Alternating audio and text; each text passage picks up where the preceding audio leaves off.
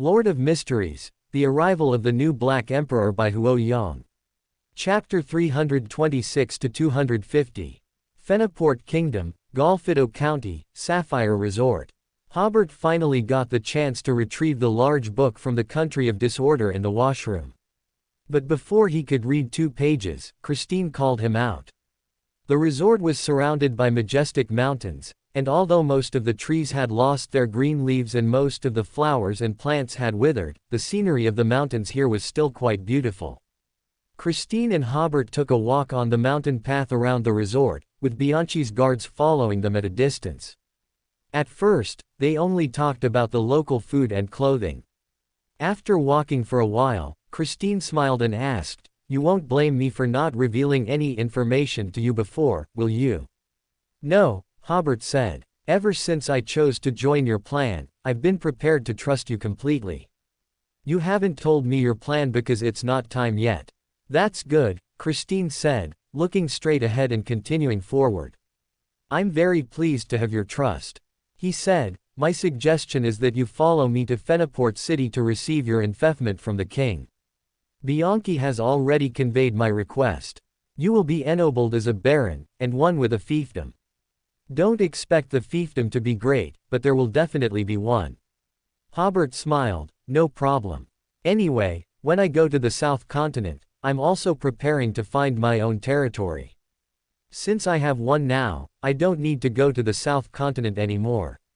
Christine hummed, "Do you have any other questions?" Earl Ken-En's appearance was really just in time. Hobert used a declarative sentence, but he had already expressed his question: "Is there too much coincidence here?" "That's right, the timing was just right. A little later and we wouldn't have had the chance to kill him." "That's right, the direction of your suspicion is correct." Hobert added, "Your plan of treason doesn't seem to affect the situation on the North Continent." Christine laughed. "What are you thinking? How could the treason of a Sequence 4 affect the international situation on the North Continent?" Hobert nodded. His guess was correct. Treason was just the beginning of Christine's plan. Backland, in a rented room on Rose Street. Bennett Tamara, with a pair of large ears, was eating dinner and reading the newspaper. Heh, someone committed treason. This Hobert, with a bounty of £10,000, looks a bit familiar. After a moment of thought, Bennett recalled that he had sent people to track him before, so he asked his subordinate, "Have you investigated Hobert's faith clearly?" Bennett was dispatched by the Tamara family's council to secretly investigate the team that was completely wiped out on Rose Street. When Hobert drove away the Tamara family's hidden sentries, he had used mechanical heart to scare them. At that time, Bennett didn't think much of it. He only planned to investigate Hobert's faith. If he believed in the god of steam and machinery, then his suspicion could be completely ruled out. If not, the investigation would need to be intensified. The subordinates eating with him exchanged glances, and after recalling for a moment, they remembered who Hobert was. Seeing his subordinates' expressions, Bennett knew they hadn't investigated. "Check tomorrow, and give me the results by the weekend at the latest." As he spoke, he cut out the report about Hobert and clipped it into a book by his hand, planning to hunt Hobert after the matters in Backland were resolved. Bennett had previously learned that Hobert was only Sequence 7, and at most Sequence 6 now. As long as he didn't have the protection of a master, he was very confident in turning the other party into a bounty. The time came to December 1st, Wednesday, Tingen City. Serena jumped out of the carriage in a hurry and met Melissa at the school gate. Elizabeth, who was studying at the grammar school, was also there. She quickly ran over. "Did you read yesterday's newspaper?" Elizabeth put her index finger to her lips. Serena understood. It was school time, and there were many students around. The three of them went to the street corner, and Serena lowered her voice. "I don't believe Teacher Hobert would commit treason." "But the newspaper says it very clearly," the calmest Melissa said. "Benson said that it might involve a lot of dirt among the high-ranking officials in Backland, and what we see might only be the surface." Elizabeth said, "My father also has similar suspicions." "No, I have to write to teacher and ask." Melissa quickly said, "Absolutely not. The royal family must be investigating Mr. Hobert. Writing a letter at this time will bring you a lot of trouble. Serena was slightly stunned. But I just wrote a letter to teacher on Monday, what should I do now? Elizabeth and Melissa exchanged glances. How were they supposed to know what to do? Just as the North Continent entered the deep winter, on this day, December 1st.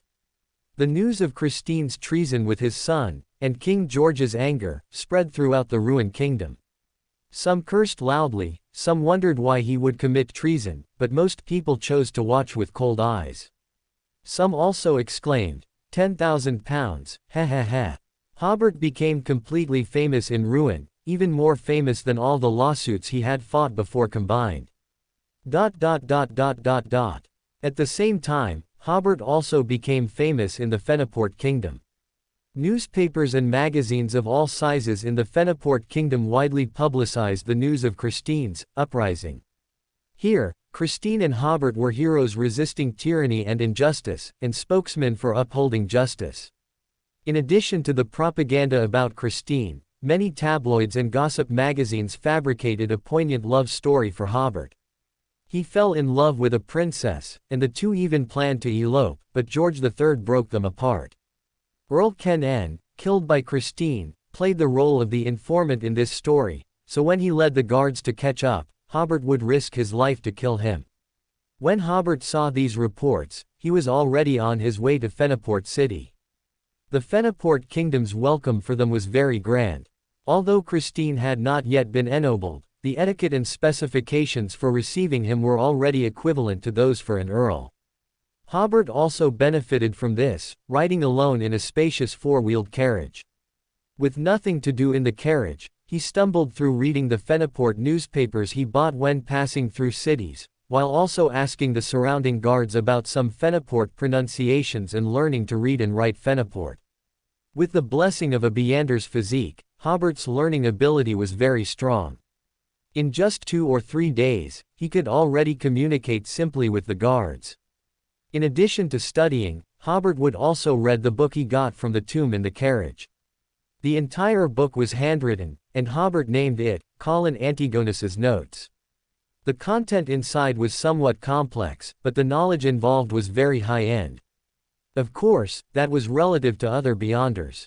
For Hobert, the most valuable content was some records about the Antigonus family. Colin Antigonus was the name of the grave keeper. He lived before the 20 Years' War, approximately 800 to 900 years ago.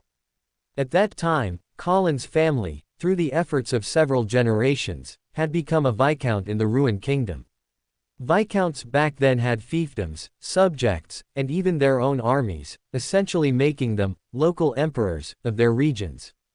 Therefore, Colin had the leisure to organize the knowledge mentioned in his ancestral records and research the origins of his family. The knowledge contained in the notebook was very advanced for other Beyonders, but Hobert was mostly familiar with it, and even if he wasn't, a quick glance was enough for him to understand the principles. Regarding the origins of the Antigonus family, Hobert was actually clearer than Colin, because Colin's records began from the 4th epoch. At that time, the Antigonus family had already begun to support the Blood Emperor. During this period, Antigonus had some descendants. After the Blood Emperor's demise and Antigonus's disappearance, members of this family scattered and hid in various countries on the North Continent. Colin's branch concealed their identities and helped the ruined royal family solve some troubles, thus regaining their noble status. The last part of the notebook details the extraordinary history of Colin's branch, with several descriptions that Hobert found very interesting. One passage mentioned that in Colin's ancestors' time, there were still 3 demigods, who often seemed to hear the ravings from their ancestor. They therefore believed that their ancestor Antigonus should still be alive, but was sealed somewhere unknown. One of Colin's demigod ancestors went in search of the legendary Night Country. It was said that their ancestor came from that mysterious country. He finally found definite clues, believing that the Night Country should be in the Hornassus Mountains. After making thorough preparations, he went to the Hornassus Mountains to search, but never returned. Hobert smiled. Of course he never returned. Even if he had found the great hall where Antigonus slept, a single glance would have caused him to lose control on the spot. A demigod wouldn't have been able to handle it either. Continuing to read, Colin's ancestors also tried to find Antigonus's whereabouts through sacrifices and prayers. As a result, they actually received a response, but everyone involved in that ritual lost control or went mad. When Hobert read this, he couldn't help but be stunned for a few seconds. This notebook looked more and more like the Antigonus family's memoir of self-destruction. Theoretically speaking, Antigonus possesses the uniqueness of the full pathway. If the sacrificial ritual were correct, it should have been able to point to Antigonus. It's just that Antigonus's state, in short, another demigod was lost. Continuing to read, after multiple failures, Colin's ancestors gave up on finding their ancestor. The remaining demigod was already an ancient scholar. He accidentally obtained an extraordinary characteristic from the neighboring traveler pathway. With the help of a hidden existence, he became an angel of the door pathway. Colin's ancestor, who had once again become an angel family member, enjoyed a period of prestige, and this branch became viscounts at that time.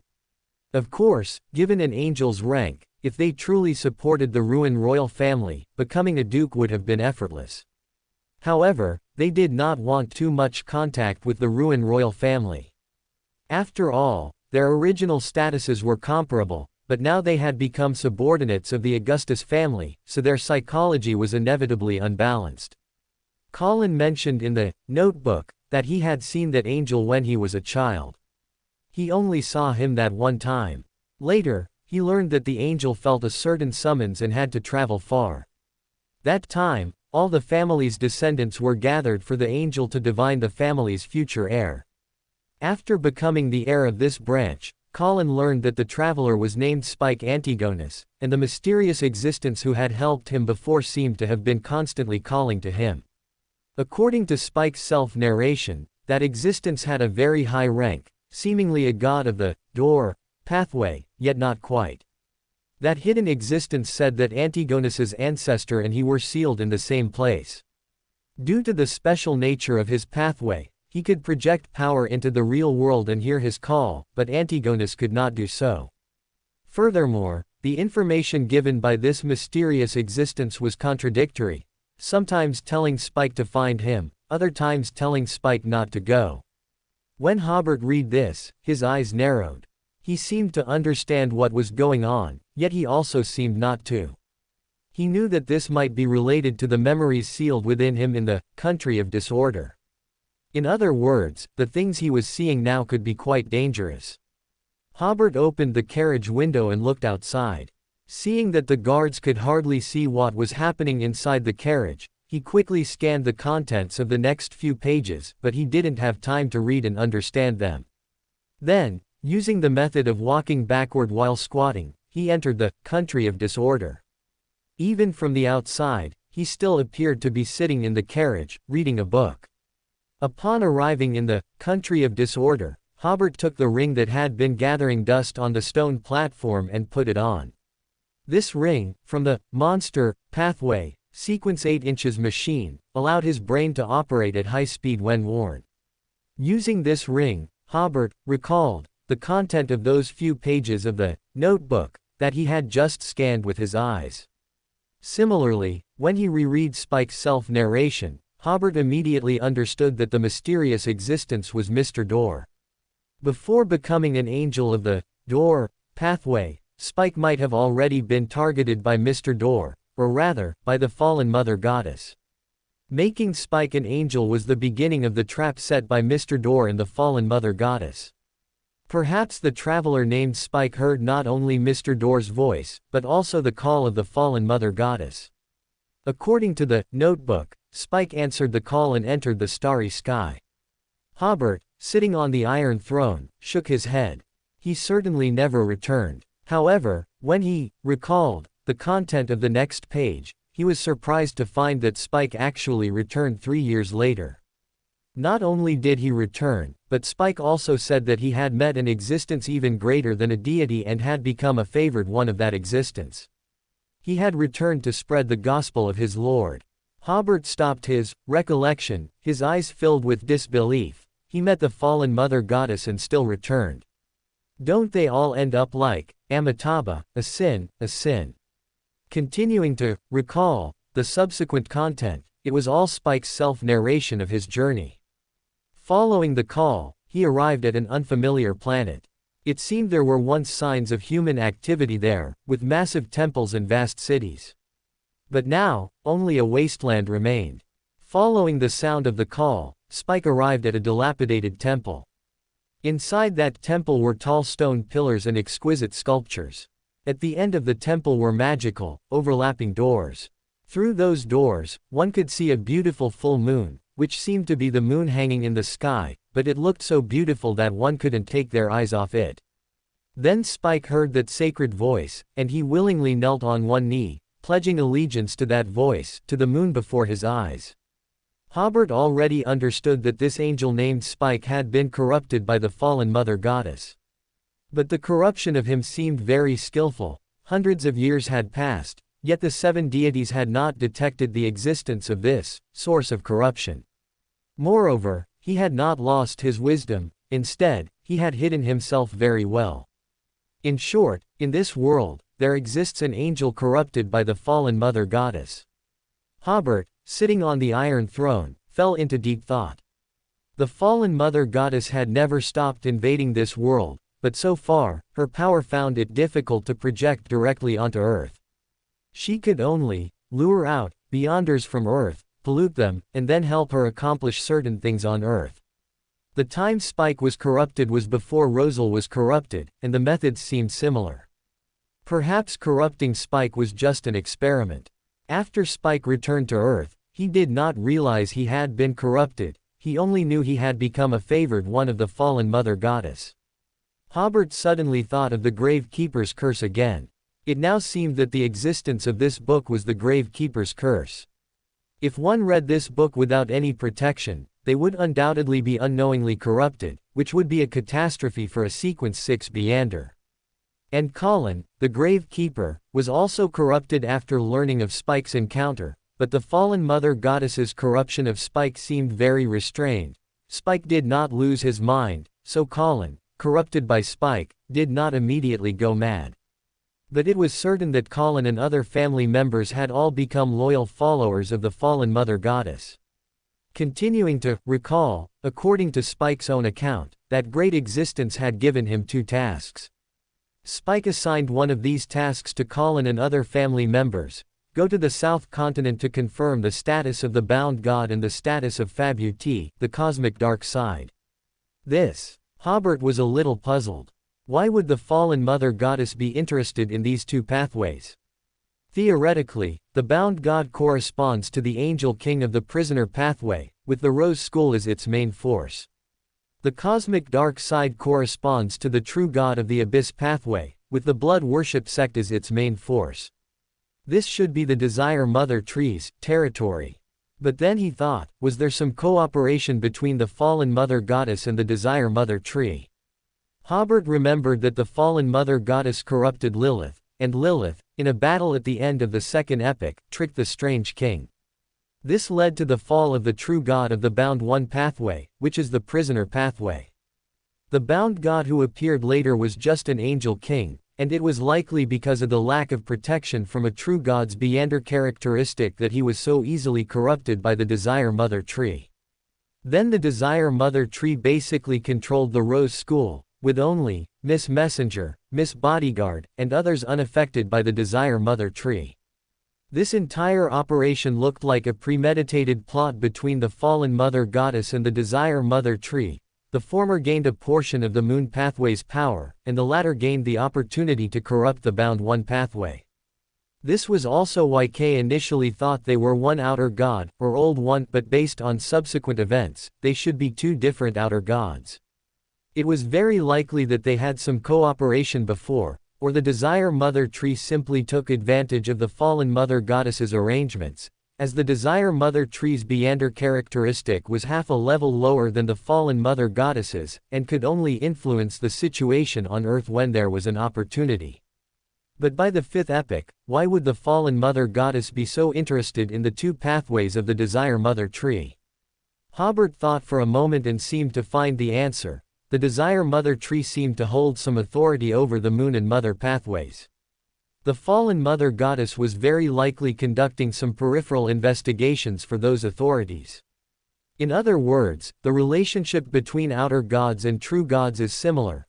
There is cooperation, but they will also be affected by the three laws of Beander characteristics, leading to hostility, or even mortal enmity.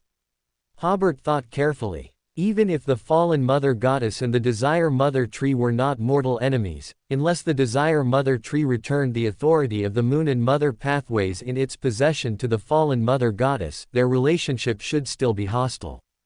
Unless it involved a transaction concerning authority, Hobert estimated that the Desire Mother tree would not voluntarily return the corresponding authority. Thinking of this, Hobert continued to recall. After Colin inherited the title of Viscount, he ventured to the South Continent 5 times to gather information. It was truly a risky journey, because at that time there were no safe passages. Fortunately, with Spike's help, they could use the Beander abilities of the Door pathway to travel to the South Continent. At that time, the South Continent had just restored a certain degree of order, and the Parsi Kingdom and the Highland Kingdom were often at war. These wars could be seen as the descendants of the Death God and the Rose School vying for dominion over the South Continent. Hobert's recollection stopped abruptly. He was stunned for a moment before realizing that he had only seen up to this point with his previous glance. So Hobert returned to the real world, once again casually flipping through a few pages of the book with a glance, then entered the country of disorder, and began to recall again. The subsequent content basically consisted of Colin's experiences and observations in the South Continent, including information such as local customs and major Beander pathways. If any scholar studying the history of the South Continent obtained this information, they would undoubtedly consider it a treasure, but Hobert had little interest. By entering and exiting the country of disorder, Hobert spent half a day to find the origin of that oil painting. It turned out that the oil painting with the high sequence dream in Colin's tomb passage came from the South Continent. It was said to be from a member of the blood worship sect and was an important basis for Colin's search for Fabut, the cosmic dark side. Unfortunately, Colin never received any definite news of Fabut until the last moment of his life. Colin believed his divination had gone wrong, that this oil painting did not point to Fabut but should point to other high-ranking members of the blood worship sect, so he brought this oil painting into his tomb. Hobert thought of the scene in the church within the oil painting. The murals around the throne in the sea of flowers all depicted demons. Perhaps, as Colin guessed, it was the dream of a high-ranking member of the blood worship sect. Fabut, the cosmic dark side, was the ancient god, demon monarch, of the second epoch. Hobert remembered that this demon monarch's philosophy was to subvert all order and corrupt all living beings. His dream must be distorted and full of distortion. However, Hobert saw that the dream in the oil painting was orderly. Although the murals and flower beds had a unique aesthetic, they were not distorted, at least Hobert was not corrupted. After reading all of Colin Antigonus's notes, Hobert returned to the real world. The first thing he did was tear up and burn all descriptions of Spike. Then Hobert used a healing art on himself, hoping he had not suffered corresponding corruption. The convoy, carrying Hobert and the others, arrived at Gonalier, a major city in the southeast of the Fenaport Kingdom. This was a crucial border town. From here, one could cross a plain and attack the ruined kingdom's Dissy County. At the same time, the ruined kingdom could easily attack from that plain. 6 or 7 out of 10 wars between Ruin and Fenaport broke out here. As for the direction of the Sapphire Resort, where Hobert had been, it was mostly mountains and hills with complex terrain, completely unsuitable for large-scale military operations. Gonalier was a large, walled city, mainly divided into an inner and an outer city.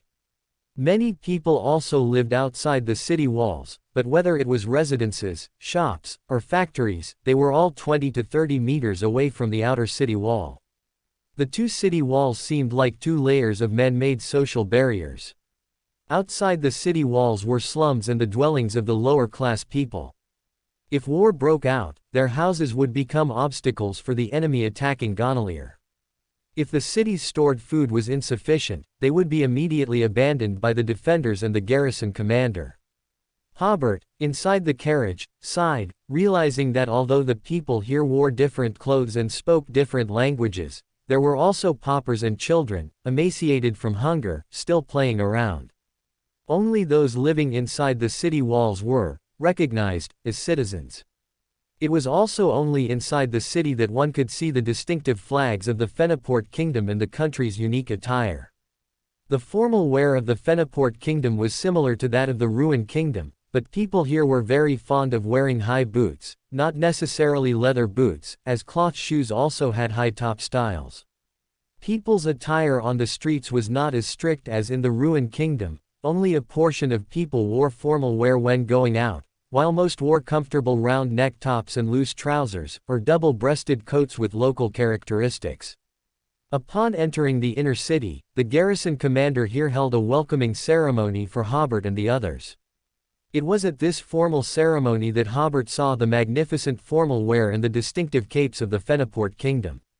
Most of the high-ranking officials here were military personnel, and they were very enthusiastic towards Christine.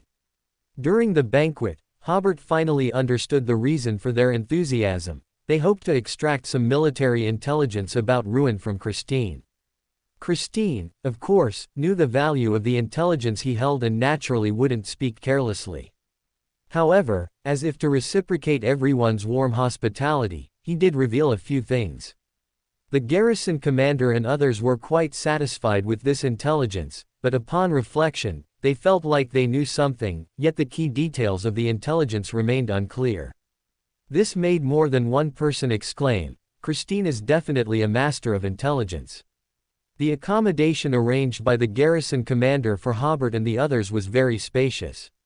The interior design style of the Fenaport kingdom was not as strict as that of the Ruined kingdom. Their royal family preferred rose red, but outside the royal family, they favored red, yellow, and blue, with brighter decorative colors.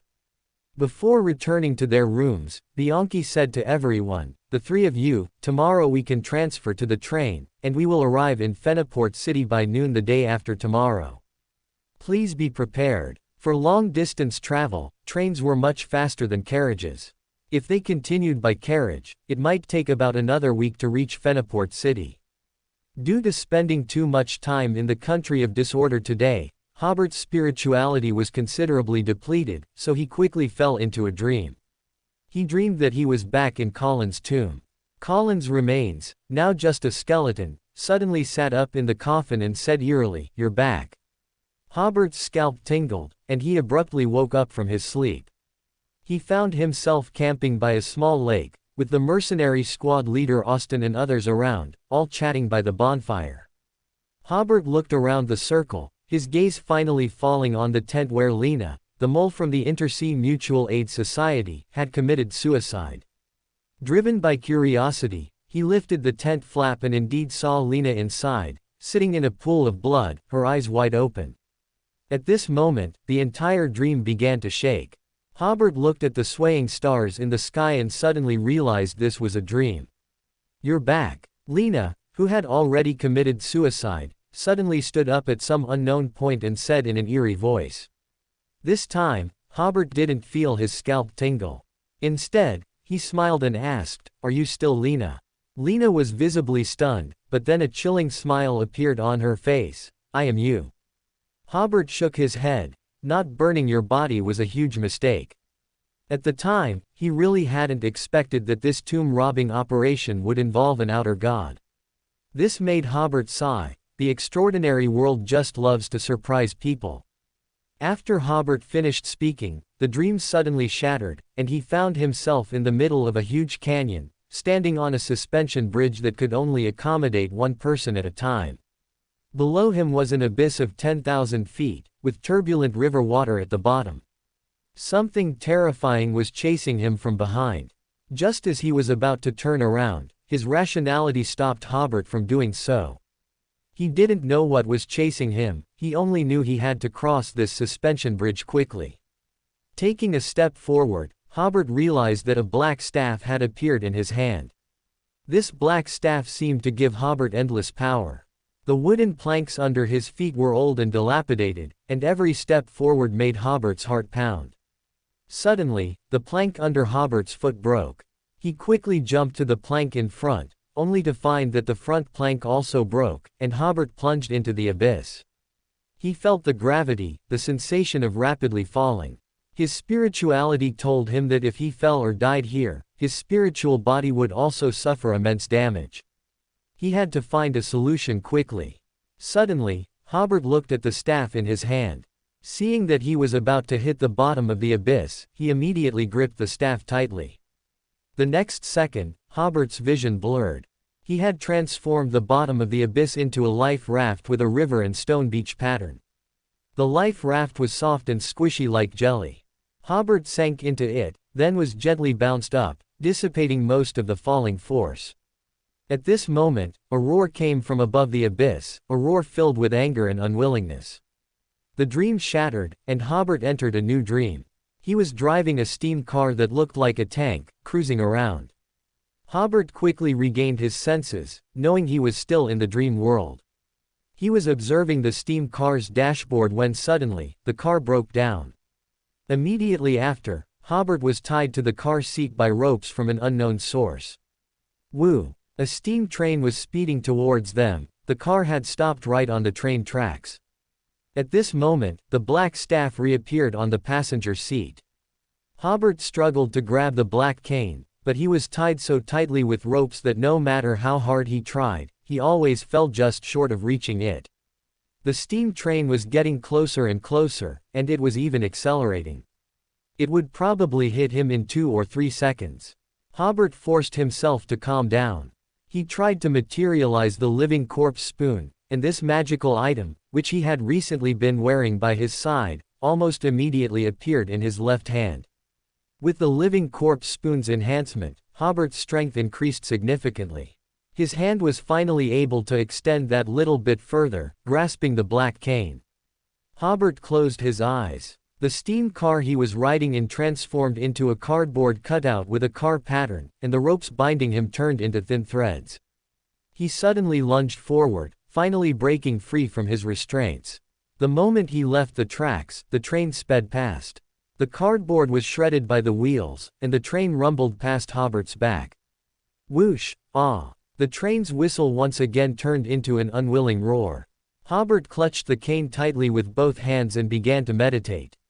When he opened his eyes again, he was sleeping in a luxurious room in Gondolier's inner city.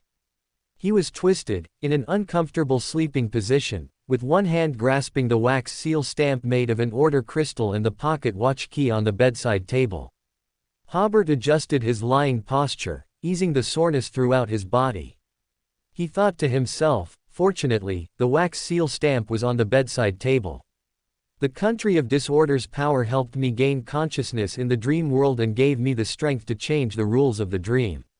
As for why he would grab the wax seal stamp in his sleep, he believed it was his own spirituality trying to save itself. Recalling the scene in his dream, Hobert quickly realized that he had still been contaminated by some content from Colin Antigonus's notebook during the day. Even if he only glanced at it in the real world without understanding it, he was still contaminated. The contamination process was very subtle, and it had not reached an irreversible degree. Hobert recalled Lena's words after her resurrection. He believed that the contamination of him had been continuous, and in his dreams, the contaminated part of his astral body was trying to seize control of his subjective consciousness. Those dreams were just a manifestation of this process. If Hobert had been injured or even died in the subsequent 2 dreams, then his subjective consciousness might also have been contaminated, or directly fallen. Hobert once again felt fortunate. That was close. Luckily, I had the protection of the country of disorder, otherwise I would have followed in the footsteps of Spike and Colin. Then Hobert realized a very serious problem. The contamination still existed in his astral body, and it was continuously expanding. Regarding how to solve this problem, Hobert immediately had 2 ideas. One was to enter the country of disorder to see if there was a solution, and the other was to ask the fool for help. Currently, the fool is best at solving various contaminations. After a moment's thought, Hobert decided to first enter the country of disorder to try. Although the country of disorder doesn't offer much operability on spirituality and spiritual bodies, its status is there, and there might be some methods. Arriving at the washroom, Hobert made sure no one was monitoring him before he entered the country of disorder by walking backward. As soon as he sat on the Iron Throne, Hobert heard a voice from within his body. "I didn't expect you to have so many secrets." Hobert saw a mouth appear on his abdomen, and it was this mouth that had just spoken. Immediately afterward, eyes and a nose appeared above the mouth. Those eyes were looking at everything around them with a greedy gaze. "If I offer these to the Mother Goddess, she will surely reward me." Hobert frowned. "This face is another me, the contaminated me." Dong. Just as Hobert was about to try using the power of order to see if it had any effect, a dull, melodious bell sound suddenly appeared in the country of disorder. This bell sound was so heavy that it tore a gap in the palace Hobert had built. Hobert, as if sensing something, looked through the torn gap and saw the bell tower in the sky of the country of disorder. The melodious bell sound came from there. The face on Hobert's stomach let out a scream. The face was like a melting candle, gradually dissolving, and finally, Hobert's stomach showed no more abnormalities. Hobert looked again at the bell tower, hanging upside down, in the sky. This is the real order clock. An outer god, a contamination from an old one, was instantly dissolved by the sound of the bell. Hobert did not mend the gap in the main hall. He wanted to be able to see the order clock as soon as he looked up. Then Hobert transformed an order crystal into a black bracelet. He planned to wear this bracelet even when sleeping, to facilitate his borrowing of the country of disorder's power in his dreams. Returning to the real world, Hobert no longer felt sleepy. He lit a candle and, after ensuring that the dangerous descriptions had all been torn off, he dared to keep the notebook by his side. Hobert also found some Fenaport Kingdom books and continued to learn to read and write in Fenaport language, not feeling sleepy again until dawn. The next morning, after breakfast, Hobert and the others, bid farewell by Gonalier's dignitaries, boarded a special train and embarked on their journey to Fenaport City. On the train, Hobert, who had studied English in the Ad era, tried his best to communicate with Count Bianchi in Fenaport language. He knew that the best way to learn a new language was to listen and practice a lot. It took him several years to learn a foreign language in the Ad era, but in this world, Hobert was able to communicate haltingly in Fenaport language in just 4 days. Of course, this was related to the fact that the languages of the North Continent countries all originated from the ancient Forsac language. This railway, which leads to the capital, was basically built along the edge of the plain. On the left, many places didn't even have a hill, and even with the utmost effort, the other side of the plain couldn't be seen. To the right of the railway were continuous mountain ranges, initially belonging to Golfito County, and later the mountainous area belonged to Colson County. Hobert still remembered Christine once talking about the situation in Colson County. A considerable river flows through the mountainous area, and there used to be a prosperous waterway, but due to unknown factors, this waterway is now interrupted. Goods imported and exported from Seville, the Fenaport Kingdom's largest port, can only use the railway or take a long detour via the Yue River in the west to be transported to the capital, Fenaport City. Both freight and travel are very inconvenient. After a day and a half of traveling north by train, the silhouette of Fenaport City finally appeared in everyone's sight. Hobert smiled and said, "At least there's no smog here. Thank you all for your monthly votes, *degree*. The ranking of this book's monthly votes has been steadily advancing, which has even given the relatively laid-back author some passion, adding one more chapter as a small token of gratitude. The royal palace of the Fenaport Kingdom is called Alhambra Palace, which means, Red Castle, in ancient Forsac language. It is said that this palace was originally built entirely with red bricks, which is why people called it, Red Castle. Hobert estimated that the brick firing techniques at the time must not have been very good, unable to produce bricks of other colors, so they could only use the easiest to process red bricks for walls and buildings.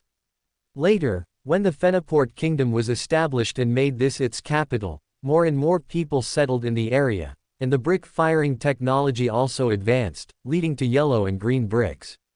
Now, in the Alhambra Palace, not many red buildings can be seen. Hobert had visited the Forbidden City in Hengdian during the Ad era, so he didn't feel any awkwardness on his first visit to a royal palace. On the contrary, he felt that such a small place was only called a royal palace because they would be too embarrassed to call it an imperial palace.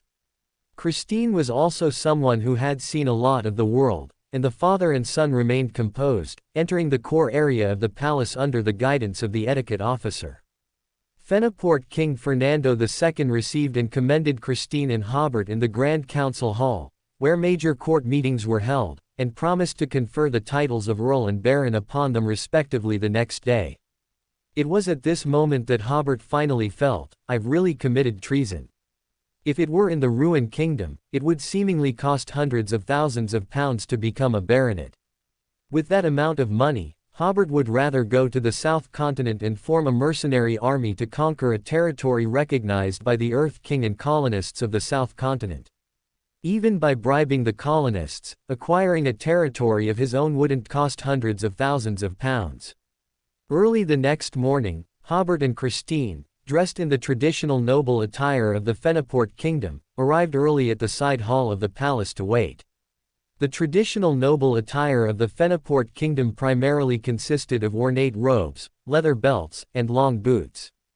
The sleeves of the robes were a distinctive feature, divided into inner and outer sleeves, with the inner sleeve being longer than the outer, making it look somewhat like a long-sleeved shirt with a short-sleeved one over it. The leather belt and long boots were the military attire of Fenaport kingdom nobles. According to tradition, only after a victorious battle would the king confer titles upon meritorious officials, so military attire was usually worn during investiture ceremonies. Hobert thought to himself, if this were the feudal era of the Eastern and Western Zhou dynasties in China, wearing military attire to meet the monarch would have gotten one beheaded by the monarch long ago. It was akin to treating the monarch as an enemy. While waiting, Hobert chatted with Christine about the traditional attire of the ruined kingdom. "You definitely wouldn't like wearing those clothes," Christine said with a smile. "I had the good fortune to see them. They looked like wearing a dozen layers of clothes, making it very difficult to walk. Thank goodness those clothes have been abolished." Just as they were chatting, the smiles on both their faces suddenly vanished. Their spiritual senses both perceived a huge oppressive feeling coming from outside. So, both of them looked towards the door, where a middle-aged man, also dressed in the traditional noble attire of the Fenaport kingdom, appeared. He looked to be in his early 40s, with black hair and a black, full beard, wearing a black felt hat, appearing very amiable. Hobert's heart tightened. When he came to the palace today, he had seen a statue of this very man in the square in front of the palace. He was Philip I, the founder of the Fenaport kingdom. A figure who had once served the Black Emperor Solomon during the Fourth Epoch. Later, he served the Night Emperor Trensused. After the Night Emperor's fall, he founded the kingdom with the support of the six gods. This ancient figure was very likely a Sequence 1. The oppressive feeling just now should have come from him, but after seeing him, that oppressive feeling disappeared. Immediately after, the brass book in Philip I's hand caught Hobert's attention, because Hobert actually felt the power of the country of disorder within the brass book. As the current master of the country of disorder, this was easily discernible. However, that power was very weak, giving Hobert the feeling that the brass book had been marked with the power of the country of disorder. Hobert then realized that the brass book was very attractive to both him and Christine. It was definitely not an ordinary brass book. The etiquette officers beside them were stunned. They also handled royal sacrificial activities, so of course they knew who this amiable middle-aged man was. Christine was also knowledgeable. After clearly seeing the other party's appearance, he immediately realized something, and so he bowed to the middle-aged man using the newly learned court etiquette, addressing him as king. Hobert also reacted and quickly followed suit, bowing. While bowing, he noticed Philip I staring at his wrist. Hobert's heart trembled slightly. Oh no. He was attracted by the power of the country of disorder. What should he do? At this moment, Philip I spoke in a magnetic voice. I just came to see the guest from ruin. Hobert's mind stirred, and he quickly pulled off his bracelet, offering it with both hands to Philip I, saying in a fairly standard Fenaport language, "This is a bracelet made from a crystal that I obtained by chance. It seems to have some special uses. I am willing to offer this bracelet to your majesty, it would be my honor." As he spoke, he withdrew the power of the country of disorder from the bracelet, but since the bracelet's material came from the country of disorder, it still possessed an extraordinary charm. Christine was slightly stunned, glanced at the bracelet, and then out of the corner of his eye at Philip I. He had initially thought this was Fernando II giving him a show of power, but Philip I seemed genuinely interested in the bracelet. He was a little puzzled as to why such an important figure would notice such a crystal bracelet. "Child, I cannot accept your offering for nothing." As he spoke, Philip I casually took off a ring from his own hand, placed it in Hobert's palm, and took the bracelet from Hobert's palm. "I almost forgot its function. You can have this little trinket to play with." To him, this ring now only served as an ornament. The moment Philip I's fingertip touched Hobert, Hobert could feel the order clock in the country of disorder seemingly chiming again, and at the same time, the entire country of disorder experienced a certain tremor. The lakes and ponds seemed to boil. Hobert used what appeared to be trembling with excitement to mask his discomfort. "Thank you for your generosity." However, it wasn't Philip I who caused the country of disorder's reaction, but that brass book. It was as if it had a life of its own, seemingly wanting to open by itself. Philip I was also stunned. He pressed down on the opening brass book with his other hand and looked at the bracelet he held. He could feel the unusual nature of the bracelet's material, and he thought it was the bracelet that caused the brass book to react this way. After all, the young man kneeling before him was only a sequence 6, not of the judge pathway, so he couldn't possibly make the brass book react. As an angel of the judge pathway, he could not only discern the strength of others but also directly tell their sequence and roughly what pathway they belonged to. Holding the bracelet in one hand and pressing the brass book with the other, Philip I left step by step. The etiquette officer immediately came over and smiled. "Congratulations to both of you. To be able to meet such an important figure, and for him to accept your contributions, this is simply incredible luck." Christine smiled and echoed, while looking at Hobert with an inquiring gaze. Hobert shook his head slightly. Now is not the time to talk about this. He could feel that the boiling in the country of disorder was still continuing, but he dared not enter it now. Fortunately, the investiture ceremony finally began. Around 9 o'clock, the enfeoffment ceremony officially began in the Great Hall. Fernando II, in the prime of his life, wore a classical robe, a crown inlaid with countless jewels, and held a scepter, exuding an aura of authority without needing to be angry. Most of the nobles attending the ceremony were dressed in modern attire. Formal wear in the North Continent nowadays is largely similar, resembling the style of a tailcoat, with only differences in length, long or short, and typically involves wearing a bow tie or a badge. There were also several bishops from the Earth Mother Church present, mostly wearing bishop robes embroidered with the Earth Mother's symbol. First, Christine was enfeoffed. He walked to the king and knelt on one knee, first taking an oath, then receiving a reward from the king, who declared him a noble earl and encouraged him to uphold the high morals and integrity of a noble. Next was the enfeoffment of Hobert. He walked with solemn steps to Fernando II and knelt on one knee. At the etiquette officer's prompt, Hobert began to swear an oath, the content of which was roughly to forever be loyal to the king and to fulfill the obligations of tribute and military service. Next was the rewarding segment.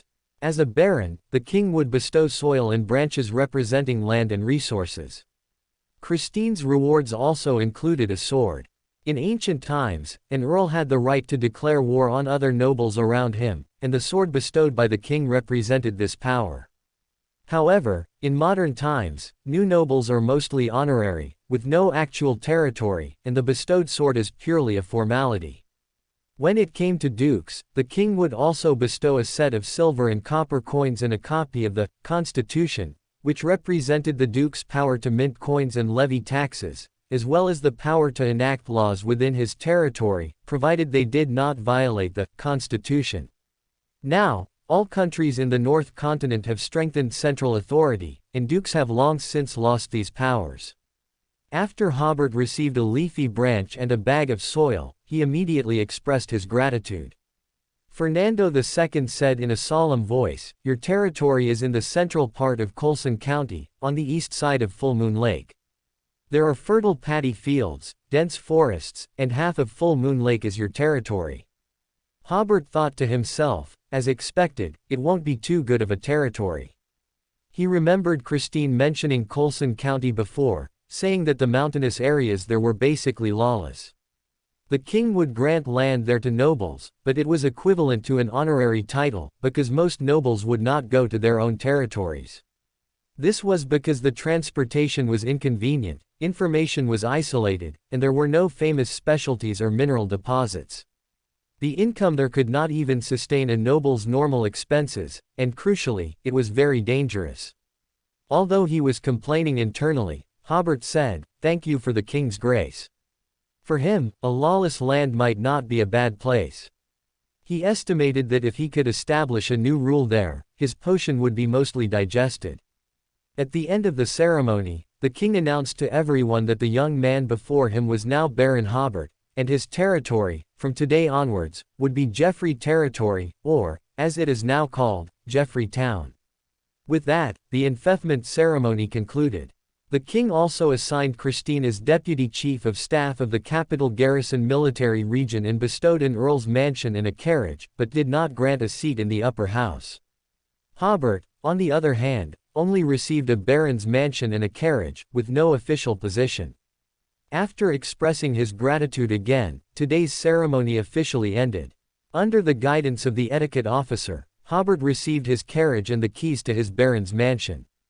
Driven by the palace coachman, Hobert rode the carriage bestowed by the king back to the granted mansion. Upon reaching the destination, the palace coachman bid farewell, and Hobert then realized he didn't even have a coachman. Opening the baron's mansion, it was dusty inside, with overgrown weeds, as if no one had lived there for a long time. Hobert led the carriage into the courtyard, considering whether to hire some servants to clean it up.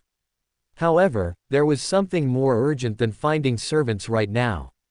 Hobert entered a room that looked somewhat luxurious but clearly lacked human presence, and quickly entered the country of disorder.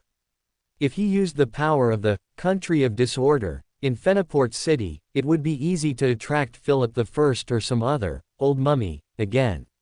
But merely entering the country of disorder, or simply making sacrifices and bestowals, would not be detected by high-sequence beyonders of the same pathway in the city. As soon as he sat on the Iron Throne, Hobert saw the pool in front of him churning, and he seemed to hear the echo of the order clock ringing in his ears. Especially the blurry figure Hobert had sealed in the pool at the foot of the mountain, its power seemed to have suddenly increased significantly, and it was slowly ascending the mountain. The water in the pool at the foot of the mountain transformed into rope-like water columns as thick as an arm. These ropes still entangled the blurry figure, pulling and binding it, making every step the figure took extremely difficult. Hobert sighed, grateful that he had sealed this figure in the pool at the foot of the mountain earlier. If it were still in the pool in front of him, he believed the country of disorder would have already changed hands. Hobert mobilized more power from the country of disorder to strengthen the seal of the pool. The figure opened its mouth, seemingly letting out a silent roar, but was ultimately dragged back into the pool at the foot of the mountain by the ropes formed by the water columns. Hobert, who had silently witnessed all of this, frowned. It wasn't a solution to let this guy stay in the country of disorder forever. One day, if he was a little careless and the figure sat on the Iron Throne, he might truly lose the country of disorder. However, this blurry figure represented the family's curse. If he took it out, he would likely often hear those maddening whispers afterwards. Hobert didn't want to hear those uncomfortable whispers even once more. If it were an ordinary person, listening to those whispers would at most drive them mad, but after becoming a Beander, a moment of inattention could lead to loss of control, like Elliot. The key is, what method should he use to send it out? After all, Hobert's spirituality could sense that this figure had countless connections with his spiritual body. What kind of vessel should he use to contain it? Hobert sighed, adding some roadblocks on the path up the mountain. For now, this was all he could do. He planned that once he became a demigod and his spiritual body was stronger, he would then find a way to separate this figure. Then Hobert calmed the churning pool in front of him. He found that besides the stars representing Elliot, Apton, Raft, and Klein, 2 swollen stars had appeared in the pool. Hobert hadn't expected the number of stars to increase. He had originally thought that after having 2 initial stars, he would have to rely on his own efforts to develop believers. He extended his spirituality to one of the stars, and suddenly, he saw a young woman dressed in Rune royal family attire, chatting with several noblewomen in a large garden. Chapter 331, that is the Trensused brass book. Hobert had learned some knowledge of court attire these past 2 days, and he could easily distinguish the Rune royal family's clothing. First, anyone whose clothing was embroidered with the Augustus family's emblem, or who wore the family's badge, represented a member of the royal family. As for the direct descendants of the royal family, their clothes would have metal ornaments cast with scepters, thrones, or crowns, and the king would also hold a scepter or wear a simple crown in everyday life. From the attire of the young woman in her 20s, Hobert could tell she was a direct descendant of the current royal family, very likely George III's daughter or niece. From their casual conversation, Hobert learned that her name was Alice, and they were discussing the preparations for a court ball. Hobert thought to himself, the nobles of Backland are truly broad-minded, a prince just died, and now there's another ball. Alice possessed a beautiful face and noble temperament. Of course, in terms of beauty, she was still quite a bit behind Audrey, but in Hobert's impression, she was already a very pretty girl he had seen in this world. Especially her confidence in every gesture made her seem quite unique. Hobert withdrew his spirituality. Why would there suddenly be a star of a Rune royal family member? He looked at another star, extending his spirituality, and saw a horse ranch where a young woman in a Fenaport military uniform was galloping on a horse across the grass. This woman was also about 24 or 25 years old, with a good face and some freckles. Her heroic and valiant appearance, and her smile while galloping, left a deep impression on Hobert. After coming to this world, most of the women he had seen were conservative Rune women. Most noble ladies also rode horses, but they wouldn't enjoy galloping like the woman in the star. Looking at her epaulets again, Hobert's eyes narrowed. She was a major general. This was definitely also a member of the Fenaport royal family, otherwise, it would be impossible for her to be a general at this age. And she was a woman, no less. After galloping for a while, the female general in the star dismounted from her warhorse, instructed her servants and retainers to take good care of the magnificent horse, and then chatted with several men in military uniforms who were waiting there. From their conversation, Hobert learned that her name was Ethel, and she was currently in the northern war zone of the Fenaport kingdom. Hobert withdrew his spirituality, having some ideas. The old mummy Philip I is holding, could it be the Trensused brass book? No, wasn't the brass book with the war god church, and wasn't it contaminated by the country of disorder? He recalled it, and was certain that while the brass book contained the power of the country of disorder, it couldn't be considered contaminated. It could only be considered a mark made on the brass book, and because the brass book contained the power of the country of disorder, it would be quite difficult to accommodate this uniqueness unless one was the master of the country of disorder. Hobert also recalled that, in his memory, the brass book appeared after the war that swept the North Continent had ended. Before that, he didn't know where the brass book was. It was only because he knew it was contaminated by the country of disorder that Hobert speculated it had been in a contaminated state since Knight Emperor Trensus's demise. It was also because of this brass book that Hobert surmised Trensus had found the country of disorder, but it seemed the opening method was wrong, or he had already been contaminated by an outer god before finding the country of disorder. Now Hobert had a different view. What Philip I was holding should undoubtedly be the Trensus brass book. It was precisely because of this indirect contact with the uniqueness of a judge that the country of disorder had such a strong reaction, and 2 stars of the judge pathway appeared in the pool. As for why the brass book was not with the war god church but in Philip I's hands, Hobert was also unclear. Then Hobert realized another serious problem. If Philip I was a sequence 1, then as long as he accommodated the brass book, wouldn't he be an angel king of the judge pathway? Then the Rune royal family would be inferior to the Fenaport royal family in the future. Thinking of this, Hobert shook his head. He was only a sequence 6, he couldn't manage these things even if he wanted to. Let the Rune royal family worry about it. After confirming that the country of disorder had returned to its normal state, Hobert returned to the real world. Standing in the somewhat dilapidated courtyard, Hobert looked around, then simply went out and called a hansom cab to Christine's Earl's mansion. With Doffus there, Hobert guessed he had already hired servants for Christine. Fenaport's hansom cabs were very different in style from Ruin's. First, they had a luggage rack on top, and public carriages had even larger luggage racks. Secondly, there was a bumper-like design at the rear of the carriage, and the main body of the carriage was also very different. Fenaport carriages had more graceful lines and varied styles, unlike Ruin's hansom cabs, which were so square and uniform in style. After getting into the carriage, Hobert remembered that his wallet only contained gold pounds, not Fenaport Kingdom currency, so he asked the coachman to go to a bank with foreign currency exchange services first. Upon arriving at the bank, Hobert consulted with the bank manager and then gained an understanding of Fenaport's currency. The kingdom's legal tender was gold leathers. According to the current exchange rate, 1 gold pound could be exchanged for 1.2 gold leathers.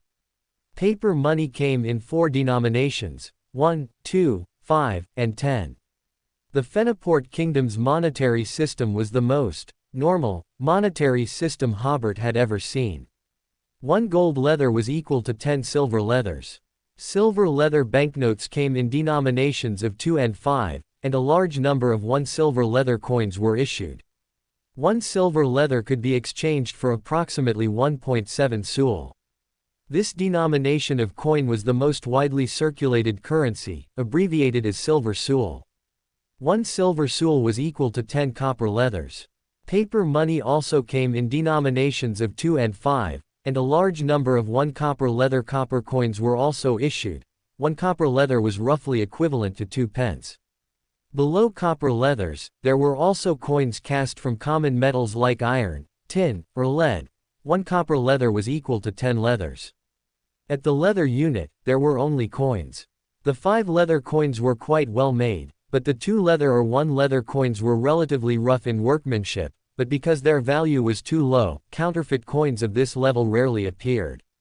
The design of the 1, 2, and 5 leather coins, in Hobert's opinion, was more reasonable than half-pence or quarter-pence.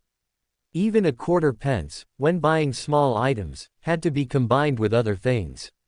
For example, for a brush used to scrub pots, a quarter-pence could buy 2 to 3, and if not used up, it would likely be eaten by insects. So, one would have to buy it along with other items, such as salt or sauces, using the remaining value of the pence to buy a brush incidentally. However, the 1 leather coin essentially minimized the value of the currency, eliminating the need to combine it with other purchases. If one had 1 leather, they could roughly buy a small item like a brush, which made things a bit more convenient. Hobert exchanged 100 gold pounds for 120 gold leathers at the bank. He first exchanged 10 notes each of 1, 2, and 5 gold leathers, then some silver leathers notes and coins, and also copper leathers notes and coins. When in Backland, the coin section of Hobert's wallet was long empty, but now he had filled it. Currently, the currency of the North Continent, the ruined gold pound, is strong. This is largely due to the industrial output of Ruin, which is almost the sum of the other 3 countries combined. Therefore, the handling fee for exchanging gold pounds for gold leathers is only 2/10,000ths, while exchanging gold leathers for gold pounds incurs a handling fee of 5,000ths. Taking another hansom cab, Hobert arrived at Christine Earle's mansion and only then realized that Christine's mansion was actually not far in a straight line from his own. Their mansion is located in Wana district, which is equivalent to Backland's Queen's district. Most of the nobles in Fenaport City live here. With Dofus handling things, it was indeed different. At Christine's mansion, more than a dozen male and female servants were already cleaning inside and out. Several chefs and assistant chefs, as well as 2 gardeners and 2 coachmen, also began to work, while Dofus changed into a butler's uniform and became the butler of the Earl's mansion. After chatting with Dofus, who was supervising, he said he had also hired a butler for Hobert, 3 male servants and 3 female servants, as well as a chef, an assistant chef, a coachman, and a gardener. Finally, Dofus said, "If you still have needs, you can have your butler hire more. For a baron in Fenaport, the standard for servants is no more than 20. I suggest you hire a few more carpenters and masons. I heard your mansion needs some repairs." Hobert had originally intended to borrow Christine's servants to tidy up his own mansion later, but after hearing Dofus say that, he seemed to realize belatedly that he was now a noble, and as long as his financial conditions allowed, he couldn't continue to use household servants to clean a rental house as he did before. Thinking of this, Hobert recalled that he still had more than half a year's rent on Blanca Street that hadn't been refunded, which was over 100 silver leathers. As he thought about it, Hobert wanted to slap himself again. He kept telling himself in his heart, "I am a noble now, I am a noble now." He wouldn't think about those 100+ silver leathers anymore. Hobert had originally wanted to complain that once one joined the Tarot Club, they became a follower of the poor god, and the most direct manifestation was being rather stingy. But on second thought, Hobert realized that this was not him being stingy, but rather the education he had received since childhood in the Ad era, which emphasized living frugally. However, the life of a noble was characterized by extravagance and waste, and Hobert found that he actually couldn't stand it and inwardly looked down on these nobles who lacked proper moral standards. In the main hall of the Earl's mansion, Hobert saw Christine sitting on the sofa, drinking tea. The main hall had already been cleaned, and now only here were there no servants bustling about. Father and son sat opposite each other, and Christine's new personal male servant poured Hobert a cup of tea. Hobert took the initiative to say, "The crystal on that bracelet was something I traded for at a gathering. I felt it was a bit unique at the time, and it wasn't too expensive, so I bought it. But after studying it for a long time, I couldn't figure out what it was for, so I made it into a bracelet. At the same time, I also carved a wax seal stamp and made a pocket watch key from the scraps." Of course, he had to lie about this matter. The country of disorder was his biggest secret at the moment, a secret that could not be told to anyone. Christine slowly nodded, "Perhaps it just can't function in our hands." He admonished, "Keep the wax seal stamp and the pocket watch key safe. I have a premonition that they might be of great use in the future."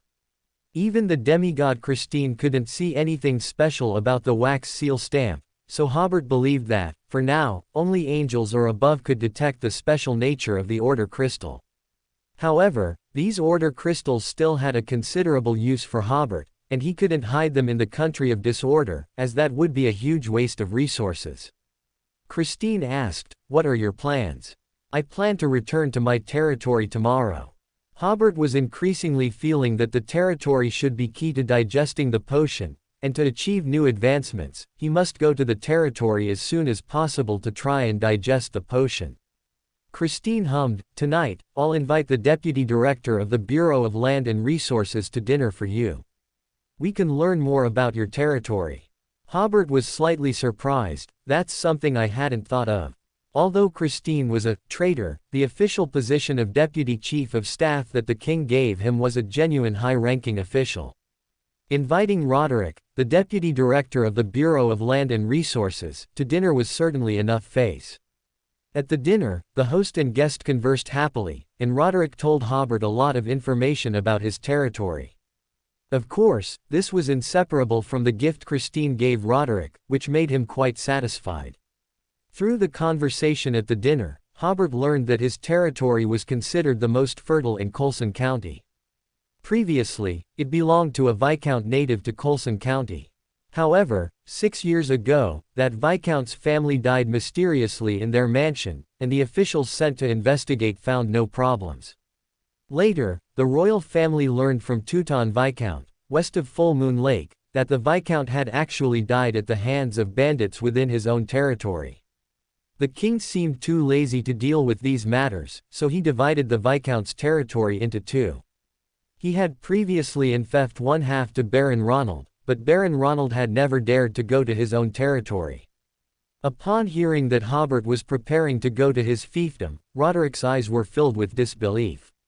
He suggested that Hobert hire more bodyguards, and even bringing a team of mercenaries would not be excessive. After the dinner, after seeing Roderick off, Christine again suggested that Hobert travel to his territory alone, and by public transportation, to inquire about the situation of that territory along the way. Roderick only gave a general overview, including who owned the surrounding territories and whether they had any background, etc. For detailed issues, Hobert would have to find out himself. Hobert also had this idea, as he had the secret of his travel ability, which he could not easily expose. Returning to his baron's mansion, the butler and servants hired by Dofus were already waiting in the courtyard. This afternoon, under the butler's supervision, the servants had already cleaned the mansion, so at least Hobert's master bedroom was ready for him to move in.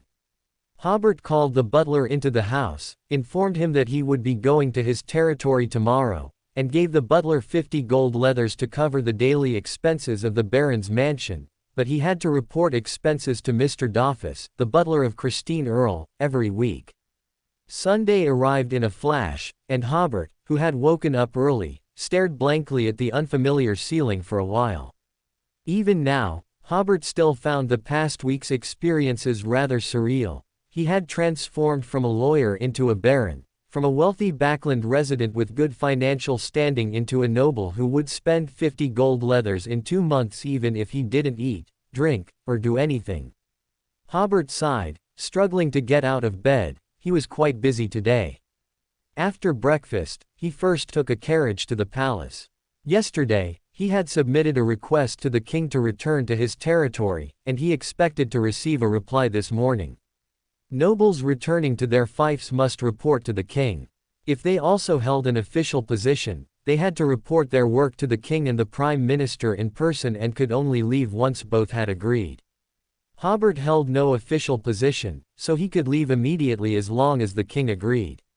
If he wished to return to the capital, he had to submit an application to the king in advance and could only return after the king's approval, or if the king summoned him back.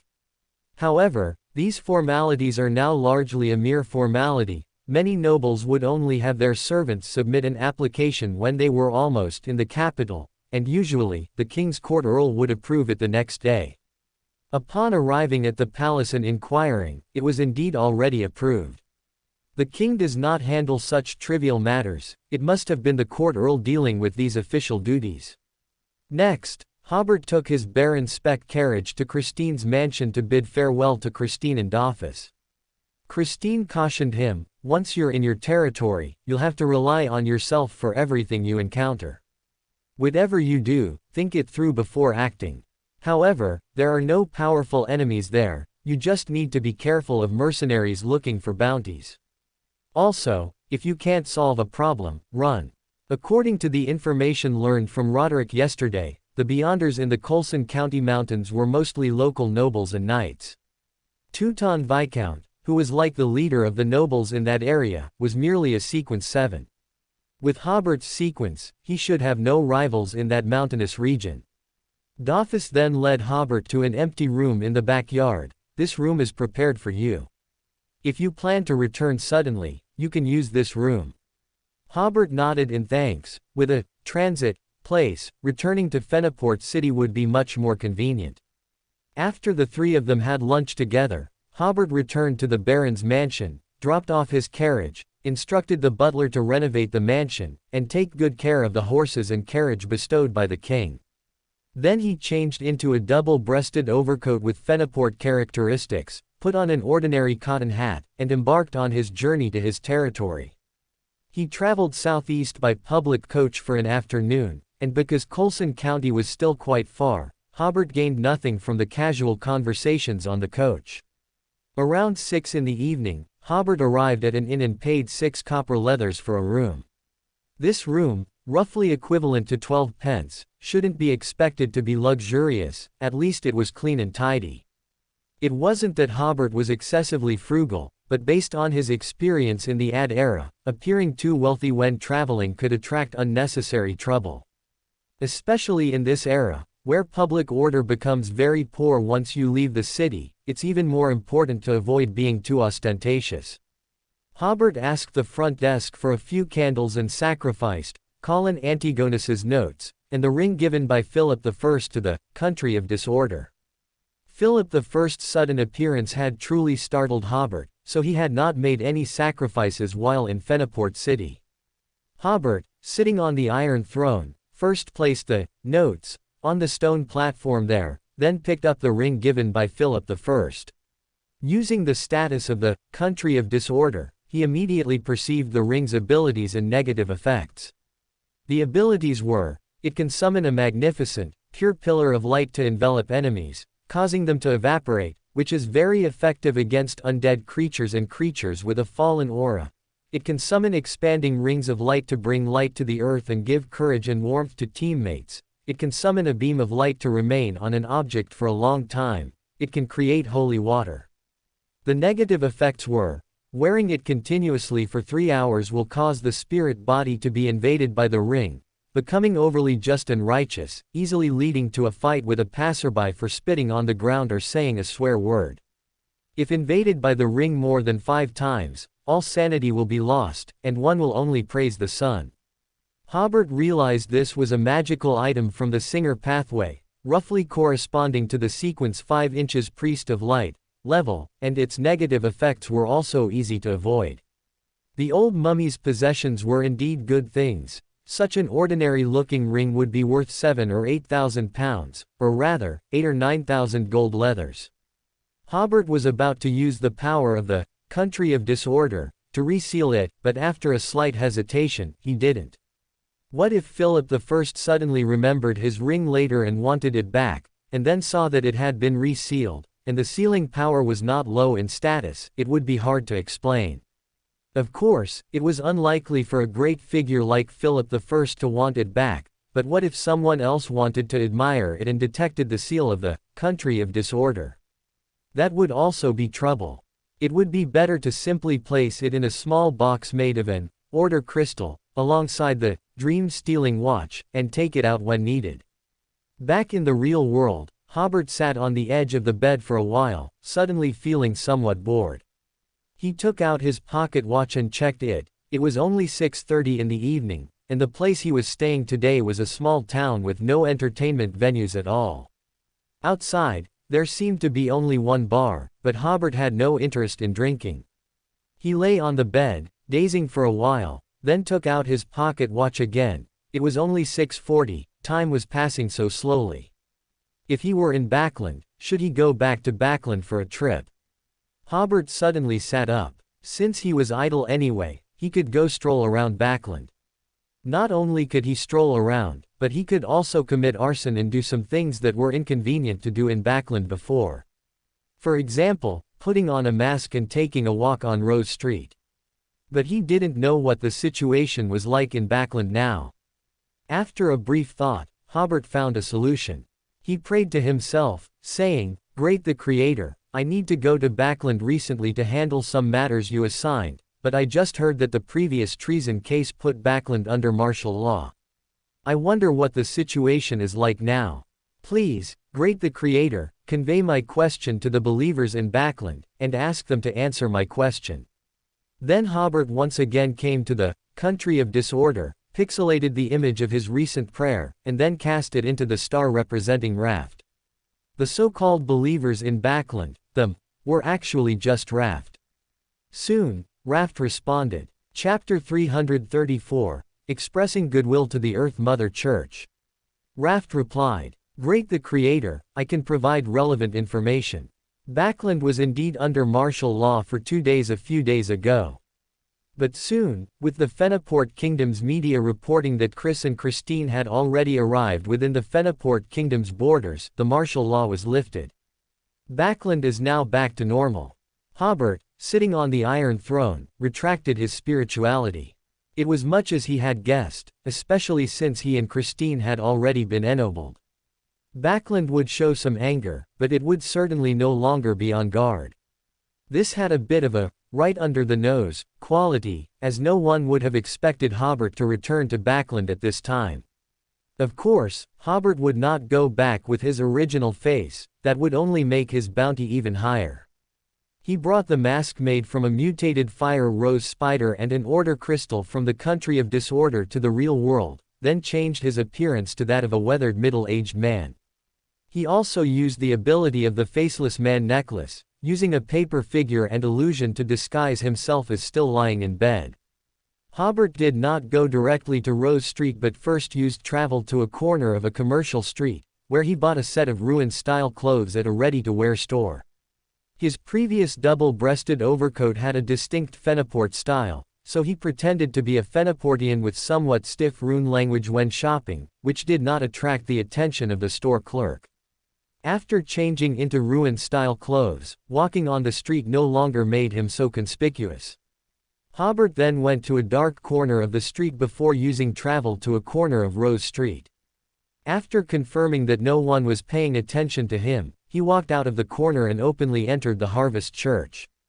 The church was still empty of worshippers, and the atmosphere was rather desolate. Bishop Utravsky was still sitting in the front row, either praying or confessing. The only difference was the addition of a vampire servant diligently wiping the seats. Emlyn White noticed that the middle-aged man who had entered seemed a bit off. He looked up and saw that the face of the middle-aged man who had just entered the church was like a melting candle, becoming flat. Emlyn's alarm bells rang. He dropped the rag and became vigilant. But then he thought, this person must be here to cause trouble for the giant bishop. Why am I nervous? Maybe I can use this chance to escape. Thinking this, Emlyn put on a smile, his intention to watch the show clearly visible on his handsome face. He watched as the newcomer's flat face reshaped its features, finally forming a somewhat familiar face. Emlyn suddenly realized, isn't this the betrayer whose picture was published in the newspaper? Hobert ignored Emlyn and, with his original face, sat beside Bishop Utravsky. Father. You've come, Utravsky said in an unperturbed voice. Yes, I unintentionally obtained the Guardian's potion formula. I wonder if you need it. Utravsky opened his eyes and glanced at Hobert. The Earth Mother has already bestowed the Guardian's formula upon me. Hobert took out the mutated fire rose spider. Then do you need this main ingredient? Utravsky looked again at the wooden box in Hobert's hand. I am currently collecting the main ingredients for the Guardian. He asked, what help do you need? I remember I still owe you 1,800 pounds. The debt the giant bishop referred to was for the Heartmare candle. At the time, Hobert had inflated the cost of purchasing this magical item. When Hobert asked Utravsky for help in dealing with a member of the Tamara family last time, he had already repaid 2,000 pounds of the debt, so there was indeed still 1,800 pounds owed. However, Hobert had long since considered all debts to Utravsky settled. Emlyn pricked up his ears, eavesdropping on their conversation. He shook his head and thought to himself, I never would have thought, this big guy looks so honest, yet he owes such a large sum of money. That shimmering spider, it's clearly an extraordinary material of no low level. Is being a lawyer that profitable? Or has being a betrayer made him wealthy? I told you before, those debts have been paid off, Hobert said. I have a friend who was seriously injured in an operation to prevent the descent of an evil god. I heard that your church's ancient alchemist can refine a body that is indistinguishable from a real one, so I would like to request your church's help so that my friend can move freely again.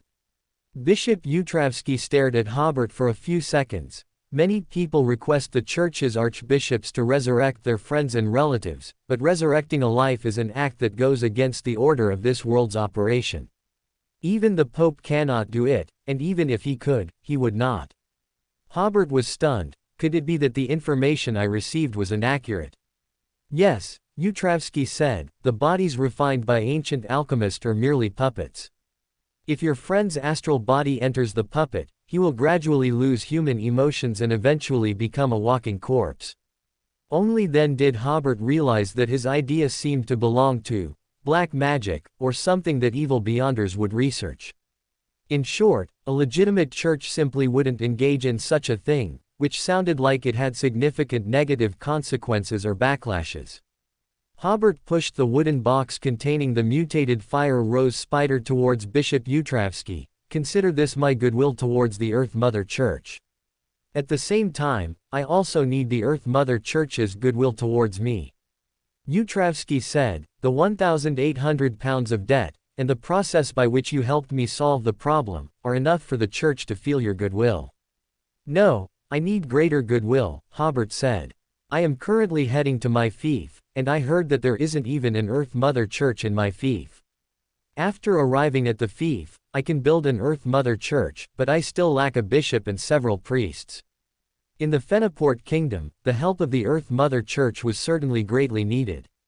Only then did Bishop Utravsky put away the mutated fire rose spider. I will convey your thoughts to the church. Hobert nodded, stood up, and said, if you need to contact me, you can continue to send letters to the law firm, but the recipient should be changed to Jessica. After speaking, he took off his hat, bowed slightly towards the holy symbol of life, and then quickly left the church. Utravsky closed the wooden box containing the mutated fire rose spider and continued to close his eyes in confession. Emlyn walked over and smiled. Big guy, I didn't expect you to be involved with a betrayer. If I disclose this news to the police, what do you think the consequences will be? If you don't want such a thing to happen, hurry up and let me go. Utravsky still had his eyes closed. Would an official Beander believe a vampire? Emlyn's mouth twitched. Blood kin, we are noble blood kin. As he spoke, he picked up the rag and continued to wipe the seats. Bennett, with his large ears, was listening to his subordinate's report. You mean, the Hobert family's faith is the Black Knight goddess? His subordinate nodded and said, yes, because the newspapers have been frequently publishing news about the Hobert family recently, so information about them is easy to find. Bennett stood up from his chair and paced back and forth in front of his subordinates. He's very suspicious. He's very suspicious. How could a follower of the Black Knight goddess immediately think of asking Mechanical Heart for help? It's been over 2 months, and we've been monitoring and tracking on this street. We've almost monitored everyone in the entire South Bridge district, but we still haven't found any clues. I knew it, we must have missed something before, it must be. Now we know, the problem is with Hobert. He said to everyone, have everyone come back, tomorrow we're going to Fenaport. Before his subordinates could leave to relay the order, a lookout ran back to report, Captain. The masked man has appeared. In the dreams of the Rose Street residents, someone had seen a masked man appear on Rose Street on the day of the incident. At the time, Bennett suspected that the masked man was a key suspect, but since they started staking out, the masked man had not reappeared. Due to the special nature of the church, even in dreams, it was difficult for them to see Hobert and others entering and exiting the church, so they had not suspected Bishop Utravsky until now. Everyone in the room was stunned, then looked at Bennett. Bennett slowly sank back into his chair. Perhaps it's a bit different from my previous guess. The people who attacked our compatriots are not local forces from Backland at all. They left immediately after succeeding. A subordinate asked, then, what about Hobert's side? Keep an eye on the masked man first. Bennett said, but only 2 people go. Don't all go. The subordinate was a bit puzzled. Aren't we going to follow and capture him? Bennett, however, said, "Why did he suddenly appear in Backland? Perhaps this is a trap." Bennett was right, this was indeed a trap set by Hobert. He left the Harvest Church with the face of the middle-aged man, and after leaving Rose Street, he found a corner to change to a different face and put on a mask made of order crystal. Hobert strolled around Rose Street and deliberately stopped in front of the house Upton had once rented. But when he took a taxi to the factory district, he found that only one carriage followed. The taxi stopped in front of an abandoned factory, the same one where Hobert, when he was still a Sequence 9, had acted with Hugh to eliminate a peripheral member of the Aurora Order. After waiting for half an hour in the factory, Hobert was a bit disappointed. There were still only 2 people in the corner. It seemed the other party's leader was quite patient. Hobert took out his watch and glanced at it. It was almost 8 o'clock, he couldn't wait any longer and had to change his plan. So he began to act, walking quickly out of the factory. Before the 2 lookouts could react, Hobert had already used flash to appear beside them, and the saber he had already drawn pierced one enemy's heart. The other enemy quickly ran, but Hobert reached out and used the dream-stealing watch to steal his thought of escaping. After running a few steps, the enemy stood on the street with a bewildered expression. Hobert stepped forward and delivered another strike, and the 2 Sequence 8 lookouts were thus eliminated. Hobert used the ability of the psychic wine glass to accelerate the precipitation of the extraordinary characteristic from the 2 bodies. After collecting the 2 extraordinary characteristics, Hobert saw that the other party still didn't make a move, so he returned to the abandoned factory. In the workshop, which blocked the view from outside, he used travel to go to Nicro Street.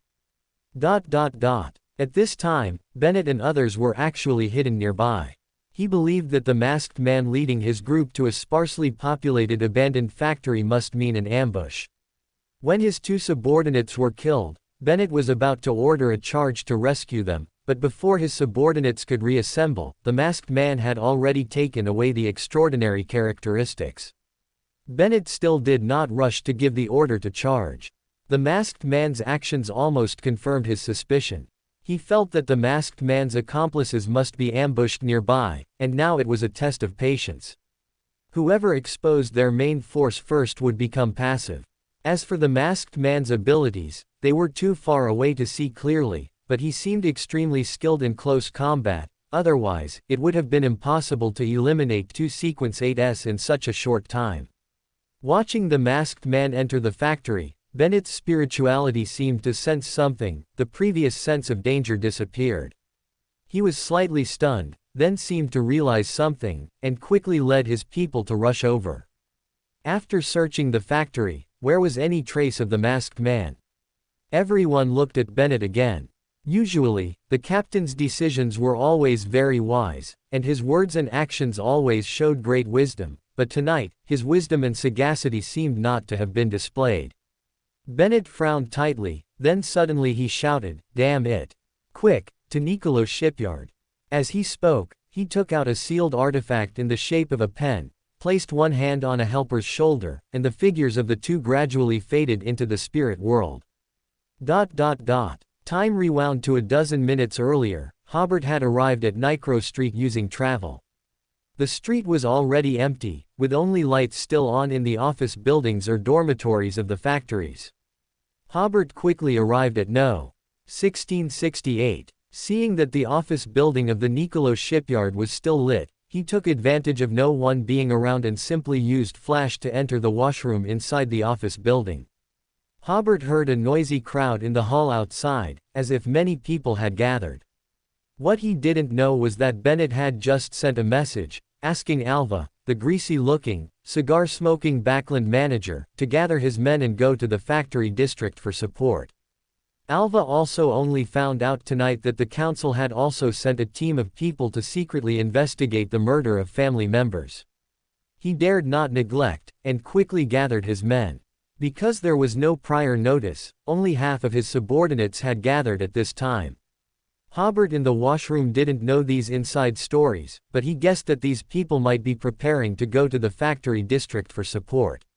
So Hobert took out the teleportation statue from the box made of order crystal. He used the statue to sense that the people outside were basically Sequence 8 and Sequence 9, with only 3 Sequence 7s and 1 Sequence 6. The head of the Tamara family in Backland might not be outside at all. Hobert then injected his spirituality into the Traveler's blade. The travel ability had already recovered, so he could escape at any time if he couldn't win. So he openly opened the door and walked out, coming right up to a dozen Beyonders of the Tamara family. When one Beyonder finally reacted, "You are." What greeted him was a blade with black light. Ah! A scream brought the Beyonders in the hall back to their senses. Their long period of comfortable life in Backland had made them never dream that an enemy would arrive at their stronghold so openly.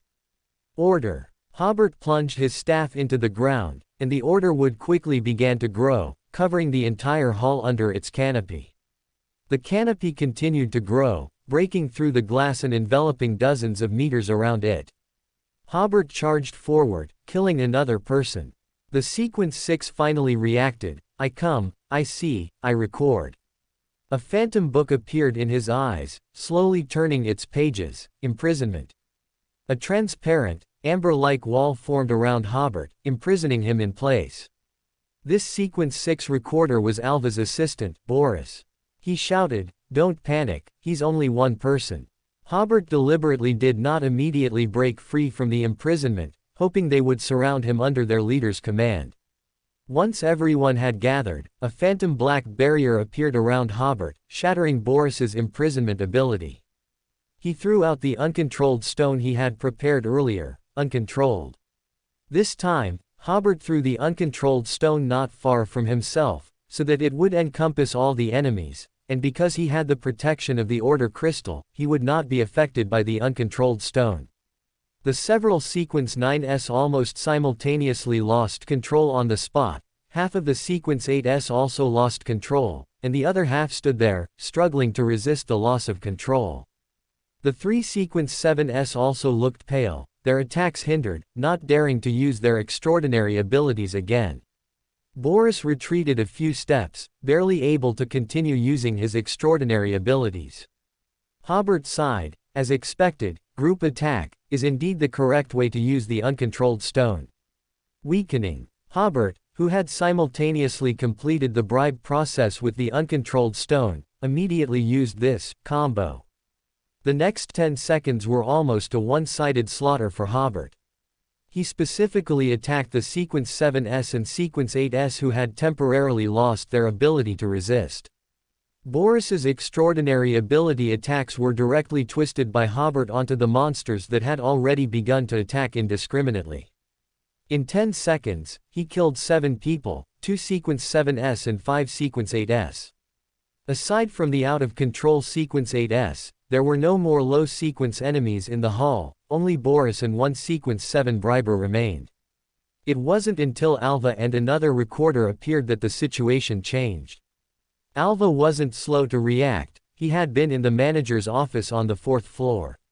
When he heard the chaos in the hall and emerged from his office, his vision was already dominated by the tree canopy with its surging oppressive presence. Although the Order wood did not destroy the overall structure of the office building, it extended more than 10 meters out of the windows. Alva and Bird, the white-haired recorder, both had their spirituality warn them that something terrible would happen if they jumped onto the canopy. And Alva, a chaos mentor, did not have the physique to jump out more than 10 meters. The two found a rope in the utility room, quickly went to the rooftop, tied one end of the rope around Bird's waist, and Alva swung him around like a meteor hammer, throwing the old man out. Poor Bird, at his age, had to suffer this. After he was thrown onto the roof of a nearby factory building, Alva, holding the other end of the rope, took a running start and leapt out, using distortion to shorten the distance in front of him, allowing him to jump an extra 4 or 5 meters.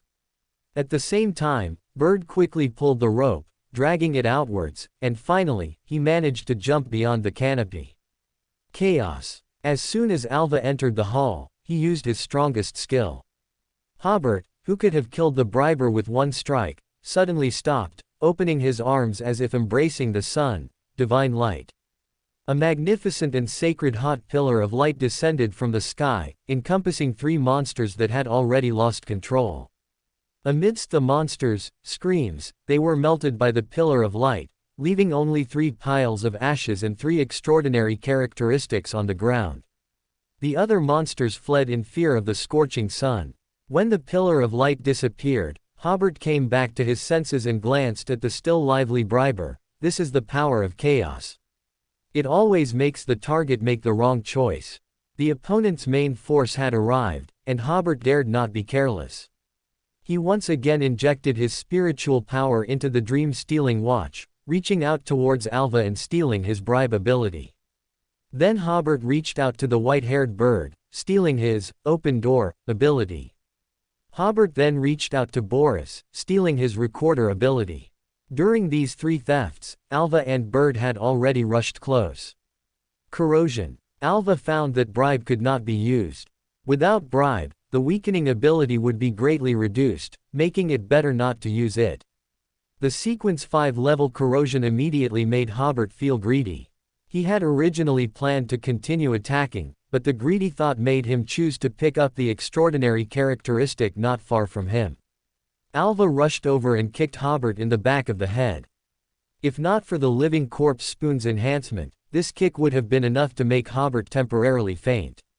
Even without fainting, Hobert was sent flying, crashing violently into the wall, leaving a spiderweb-like imprint. Then, Alva and his companions chose to attack with revolvers. Because Hobert had created some distance between them, they weren't afraid of accidentally injuring their companions. The bullets fired by Alva and the other 2 were ordinary bullets, but only Bird's revolver fired bullets that, upon hitting an enemy, would make the enemy hear maddening whispers, polluting the enemy's spirituality. Hobert was about to endure the bullets and counterattack, but after being hit by a bullet with maddening whispers, his head throbbed with pain. He quickly used the open door skill he had just stolen, opening a phantom door in the wall to evade the subsequent whispering bullets. Outside the wall, Hobert used a healing art on himself. As long as it wasn't a demigod level or higher mental or spiritual pollution, healing art could directly cure it. Then Hobert used flash to return to Boris's side, opening his arms as if embracing the sun, divine light. The magnificent and sacred hot pillar of light descended again. Because Hobert had just left the hall, the attention of the 4 enemies present was outside, allowing Hobert to succeed easily. All of them were bathed in the divine light. After the light disappeared, the Briber, who had not fully recovered, was completely ignited by the scorching pillar of light. Even though he was burning all over, he still stood with his arms open to the sky, praise the sun. The other 3 were not much better off. Of the other 3, Boris was awkwardly hiding under the tea table in the hall. His clothes were also ignited by the light, but the attack of divine light on his spirit body made him freeze under the tea table, unable to extinguish the flames on him. Bird was covered in an amber-like coat, and he actually used the method of imprisonment to avoid the divine light by imprisoning himself. But it only looked a little better than hiding under the tea table. His whole body was red, like a boiled shrimp. The attack of divine light on his spirit body made him stand there in a daze, as if at a loss. Alva was in the best condition. He had just distorted the temperature and intensity of the sunlight, and he quickly recovered after a slight stun. Hobert lamented, from the attack effect of divine light, one can indeed see the gap between sequence 5 and sequence 6. He quickly selected his attack target and rushed with his blade towards Boris, who was under the tea table not far away. Just as the tang blade was about to fall, Alva, who had basically recovered, quickly stretched out his hand. Distortion. The angle of the blade in Hobert's hand was distorted, piercing the floor next to Boris. Boris also took advantage of this gap to recover some of his senses, instinctively rolling a few times and awkwardly extinguishing the flames on him. Hobert tightly gripped the blade handle made of order crystal, and the illusory black barrier reappeared. He stabbed the fallen Boris again. Alva, who was rushing to support his teammate, used his extraordinary ability again, Chaos. However, this time his extraordinary attack was blocked by the black barrier and failed to affect Hobert. Boris on the ground felt the threat from the tang blade. He quickly rolled left and right, hoping to avoid the tang blade's attack. But Hobert still stabbed his shoulder, and at this moment, Alva finally rushed closer and threw a punch at Hobert. Hobert did not linger in battle and immediately dodged. I came, I saw, I record. Bird recovered some of his state, a flame spear, condensed in his hand, which he threw towards Hobert. As an old recorder, he had recorded many abilities that could be used in different environments, and some abilities could even be used in conjunction with each other. This flame spear accurately pierced the constantly moving Hobert. Hobert felt he couldn't dodge, so he simply didn't. So the flame spear accurately pierced Hobert. Whoosh! Hobert turned into a paper figure, ignited by the flame spear, and quickly burned away. This was the ability of the Faceless Man Necklace, paper figure substitute. The real Hobert, however, used flash to appear in front of Bird and slashed with his blade. Dawn light. Bird suddenly emitted bursts of dawn light, although it couldn't compare to the dawn light of a true dawn knight. It could make the old man very agile and powerful for a certain period. Hobert's blade came down, and Bird narrowly dodged. His clothes were cut, but fortunately, he was not injured. Alva immediately rushed to support, but his legs were suddenly firmly held by a corpse on the ground. After struggling a few times and failing to break free, Alva simply tore off one of the corpse's arms. Then two more corpses pounced, trying to entangle Alva. Not far away, two more corpses were choking the still somewhat weak Boris. As a chaos mentor, Alva acutely noticed that after the divine light ended, the surrounding atmosphere immediately turned gloomy, and the order under the canopy seemed to be constantly strengthening the power of undead creatures. At this time, Hobert, who was chasing Bird, lamented, perhaps they had stayed in Backland for too long. Their cooperation was far from that of the Intersea Mutual Aid Society team. Bird saw the black blade in front of him about to strike him. He quickly used flash, which he had recorded long ago but had always kept hidden. But Hobert also followed closely with flash, and just as he was about to kill Bird with a single strike, suddenly, the space around Bird shattered, and a delicate fine iron longsword blocked Hobert's tang blade. Bennett and his assistant, a corrupted Baron, finally arrived. They immediately joined the battle. Bennett saved Bird with his longsword, and the corrupted Baron was about to kick a piece of broken furniture on the ground towards Hobert, completing the process of bribe. Hobert suddenly chanted a spell in ancient Hermes language, night. The space around him became colorful, and an undead knight, dressed in a neat and tidy knight's uniform and holding a gleaming white longsword, appeared. It was Hant, who had signed a contract with Hobert.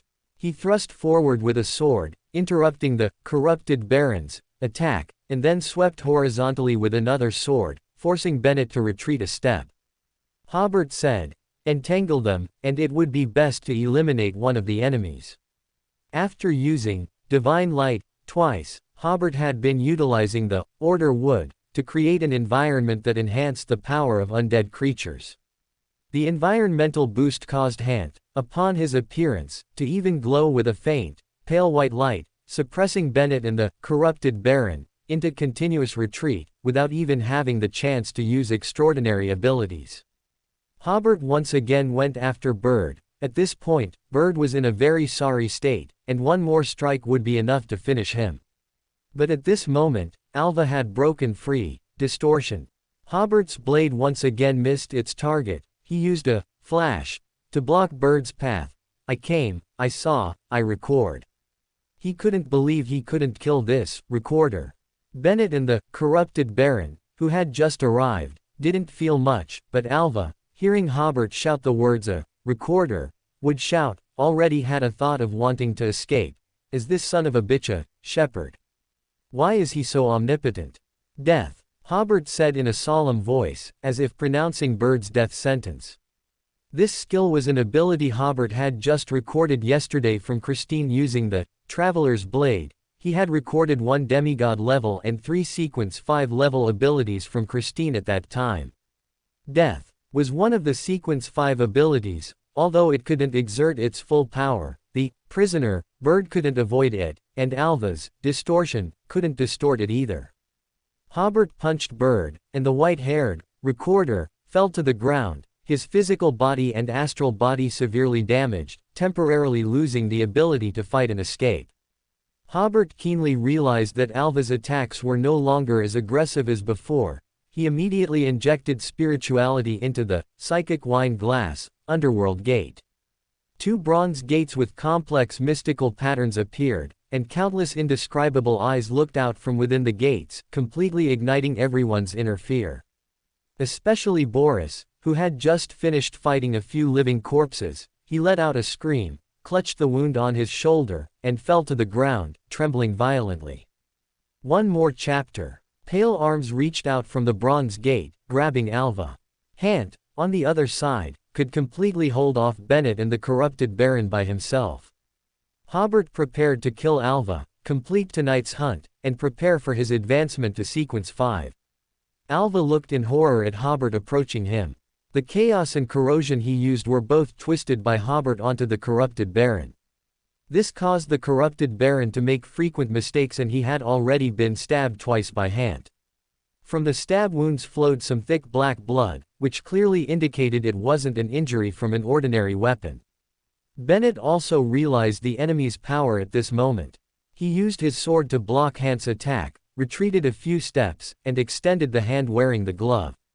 Suddenly, his figure seemed to grow much taller, and his aura became much more majestic, making people not dare to look directly at him. No undead creatures are allowed here. Hant's attack paused, and the bronze gate's color dimmed considerably. If Hobert hadn't created an order that enhanced the power of the undead in advance, Hant and the bronze gate would have already been forced to return to the underworld. Hobert suddenly looked at the glove in Bennett's hand. Why did this glove look so familiar? In fact, this black glove was a pair with the black glove Hobert and his group had seized from the Tamara family earlier. Or rather, they came from the same uncontrolled law enforcer. When the law enforcer lost control, he was wearing a sealed artifact black glove. At the moment of losing control, most of the law enforcer's extraordinary characteristics merged with the glove in Bennett's hand. Only a very small part of the power, mixed with the law enforcer's unwilling emotions, transformed an ordinary glove into a sealed artifact. Such a situation is rare, mainly because the powerful enemy the law enforcer faced created an extremely distorted environment, and the extraordinary characteristics only merged and split under such conditions. This was also the reason why the council sent Bennett to secretly investigate the matter, because he had gained the recognition of this sealed artifact, and the sealed artifact in his hand had a close connection with the sealed artifact already named, 2-356, by the Night Watchers. The black glove in Bennett's hand was a genuine Grade 1 sealed artifact, and Hobert immediately felt the pressure from this glove. He was too familiar with this pressure. Christine and Camilla, whom he had seen before, both had this oppressive feeling. He must quickly find a solution, otherwise this Chaos Mentor, with this glove, could completely overwhelm him in every aspect. Hobert reached out and grabbed at Bennett, hoping to steal a demigod-level ability. But Bennett pushed his hand forward, stripping. It actually stripped the dream-stealing watch of its ability to steal extraordinary abilities. He wouldn't be able to use this ability for an hour. At the same time, Hobert also found a loophole in this sealed artifact. Although the glove had the status of a demigod, the person using the sealed artifact was indeed a Sequence 5. Hobert immediately said to Hant, who could move slowly, "Buy me some time." The pale light on Hant's sword intensified greatly. He actually recovered his state little by little. Not only was Bennett stunned, but Hobert was also taken aback. What kind of guy did I sign a contract with? He can actually withstand a demigod-level prohibition. Hant once again charged at Bennett with his sword. Bennett's gloved hand pushed forward again. Exile. The white light on Hant's sword flashed again. He suddenly unleashed a sword strike, and the exile skill was actually shattered by him. Unfortunately, apart from the precious sword in his hand, Hant seemed to have no offensive extraordinary abilities, so no matter how sharp his swordsmanship, he could only delay Bennett. Seizing this opportunity, Hobert once again poured his spirituality into the traveler's blade. I came, I saw, I recorded. Suddenly, his figure also became as majestic as Bennett's, exile. It was also exile, also a demigod-level skill. Hobert had also recorded this skill from Christine yesterday afternoon, succeeding after more than 10 attempts. Bennett looked at Hobert in disbelief. He could be sure that Hobert was not a demigod. Before this, Bennett felt that with the black glove in his hand, he had few rivals below the demigod level. But today, he encountered an enemy that even he, plus a sequence 5, couldn't deal with. Bennett's figure slowly faded. He quickly said, "Exile is prohibited here." But his prohibition was useless, because he was already in the exile state at this time. Both he and the sealed artifact in his hand were rapidly decreasing their influence on the real world. If other teammates had used prohibition, it would have been effective, but it would have to be at least a sequence 5 level prohibition to work. Unfortunately, his teammates around him were all preoccupied and didn't have the ability to use prohibition. The loophole Hobert found was very accurate. No matter what the status of the sealed artifact in his hand, he was ultimately just a sequence 5. As Bennett was exiled, the battle no longer held any suspense. Alva, taking advantage of the underworld gate being less solid, broke free from the pale arms and immediately chose to flee the battlefield. Hobert tried to pursue with Flash, but Alva continuously distorted the distance, and his speed was surprisingly not slower than Flash. This made Hobert sigh. Sequence 5s are really hard to kill. Then he paused slightly, as if he had just sighed that Sequence 6s were really hard to kill a while ago, but tonight he would be able to kill 3 Sequence 6s. Hobert smiled and had no choice but to return and, with Hant, kill the corrupted Baron. This corrupted Baron was also quite unlucky. He died tonight without even using a single extraordinary ability. Hobert then ended the summoning of the Underworld Gate. As the Underworld Gate gradually disappeared, Hobert stepped forward to finish them off, killing Bird and Boris one after another. He had indeed killed 3 Sequence 6s. Hobert used the psychic wine glass to precipitate all the extraordinary characteristics in advance and found the revolver with extraordinary effects on Bird. He also found a set of tarot cards on him. It seemed he often used the astrologer's ability to help people with divination. In the battle just now, Hant had made indispensable contributions, so Hobert said to Hant, "You choose first." Hant chose 1 recorder, 1 briber, and 2 sequence 8 extraordinary characteristics. He put away his sword, bowed slightly to Hobert, and disappeared from the real world.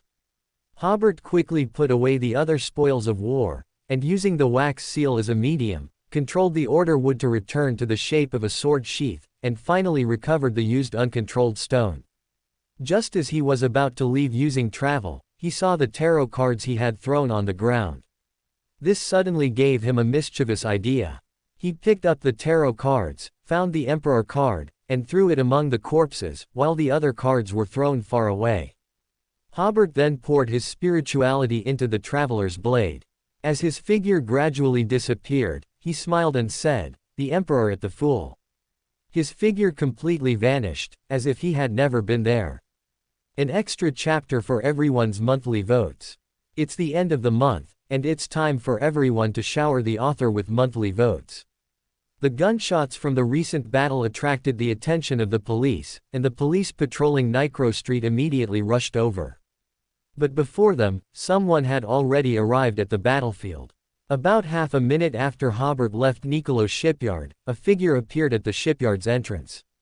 The next second, this figure was already in the office building's main hall. He was an old man with white hair and beard, possessing a unique sense of vicissitude, as if he had always been traveling. This was Lien Solomon, the leader of some members of the Solomon family. He was the one who previously retrieved the Order Wood, which could be used for a few more minutes, in Tingen City, and later he was also the one who inquired about the recent situation of Henry's family in the suburbs of Backland. And tonight, Lien once again felt the surging power of order. Unfortunately, he was a step too late. Only corpses remained on the battlefield, and even the extraordinary characteristic had been taken. In other parts of the factory, there were still a few monsters attacking living people, but Lien was not interested in them. Just as he was about to leave, he saw a tarot card among the corpses, the Emperor. Suddenly, he looked up at the second floor. A woman in her 30s walked out of an office on the second floor. She was elegantly dressed, wore a veiled hat, and her face was obscured. She had also just arrived. Lien had not noticed her presence when he entered the hall.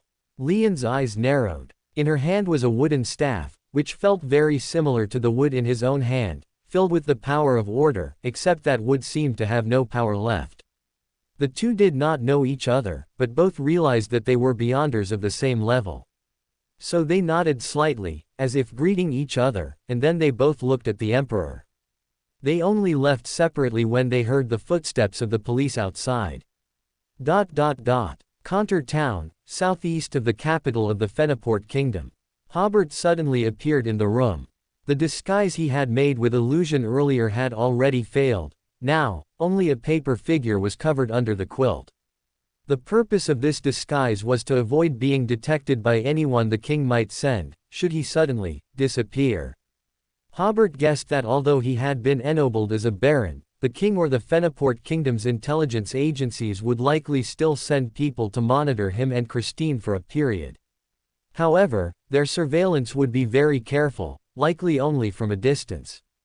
Hobert's earlier use of illusion for disguise was a cautious approach. Even if the illusion failed, Hobert was not worried, unless the person monitoring him possessed a corresponding sealed artifact. Otherwise, they would not have discovered that he had disappeared just now. Sitting on the edge of the bed, Hobert waited quietly for more than 10 minutes, confirming that there was nothing unusual. Only then did he take out his spoils from tonight: a revolver with the ability to whisper, an exquisite fine iron sword, and several extraordinary characteristics. That sword belonged to the unlucky corrupted baron. It had no extraordinary effects, but its craftsmanship was exquisite and it was quite sharp. Hobert, adhering to the principle of never wasting anything, picked it up as well. Taking off his mask, Hobert relit the candle and offered all of tonight's spoils to the country of disorder. Sitting on the Iron Throne, Hobert first picked up the revolver. Using the authority of the country of disorder, he immediately understood the revolver's abilities. The pistol automatically enchants bullets.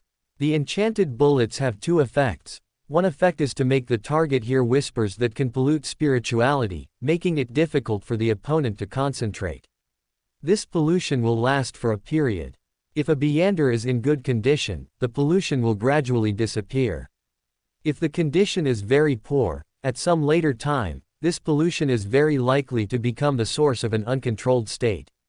The second enchantment effect is to cause a certain amount of damage to the enemy's spiritual body, causing the enemy to experience very severe pain, thus making it impossible to concentrate. In severe cases, it can cause the enemy to faint temporarily. The damage caused to the spiritual body will disappear over time. The negative effect is, it is easy to hear some mysterious whispers, and it is impossible to distinguish whether these whispers are benevolent or malicious. Perhaps one can grow based on the descriptions in those whispers, or perhaps one will be watched by some evil existence due to the descriptions in those whispers, and die tragically. Hobert placed the pistol on the stone platform. The negative effects of this pistol were not very difficult to avoid, as long as one did not believe any of the whispers' content. However, he could not carry the pistol with him for a long time. These whispers must be full of temptation, and there would always be some descriptions that would stir one's heart. Another reason not to carry it around was that this pistol was roughly equivalent to the Sequence 7 level. Its extraordinary ability likely came from an extraordinary characteristic of a hermit. For the current Hobert, he really didn't think much of extraordinary items of this level anymore. Moreover, ever since he got the Tang Dao, Hobert's other hand had become very busy. He had to use the order wood, always be ready to throw the uncontrolled stone, and then hold the dream-stealing watch in his hand, looking for an opportunity to use it. Relatively speaking, the dream-stealing watch was easier to use than this revolver. The bullets fired could be distorted and potentially dodged, but the dream-stealing watch's ability, at least below demigod level, had no way to be avoided. Because he had the Tang Dao, Hobert, after checking that the sword had no highly recognizable patterns carved on it or anything easily divined, also propped it up beside the stone platform. Next were the extraordinary characteristics. Although there were already many extraordinary characteristics on the stone platform, Hobert's love for these magical little things remained undiminished. These things were wealth that would never depreciate in the extraordinary world. Hobert reached out and summoned the extraordinary characteristics, identifying them one by one. Among them were one extraordinary characteristic of a corrupted baron and a recorder, and one extraordinary characteristic of an astrologer and a briber. The others were extraordinary characteristics of Sequence 8 and Sequence 9 levels, including 3 extraordinary characteristics of a barbarian and 4 extraordinary characteristics of a sheriff, as well as 2 extraordinary characteristics of a magician. The Sequence 9 extraordinary characteristics were 1 of a lawyer and 2 of an apprentice. Hobert roughly calculated that the proceeds from this operation, just from the extraordinary characteristics, were worth about 13,000 gold leathers, which is approximately 15,000 gold leathers. In one go, he had recouped all the expenses for the traveler extraordinary characteristic.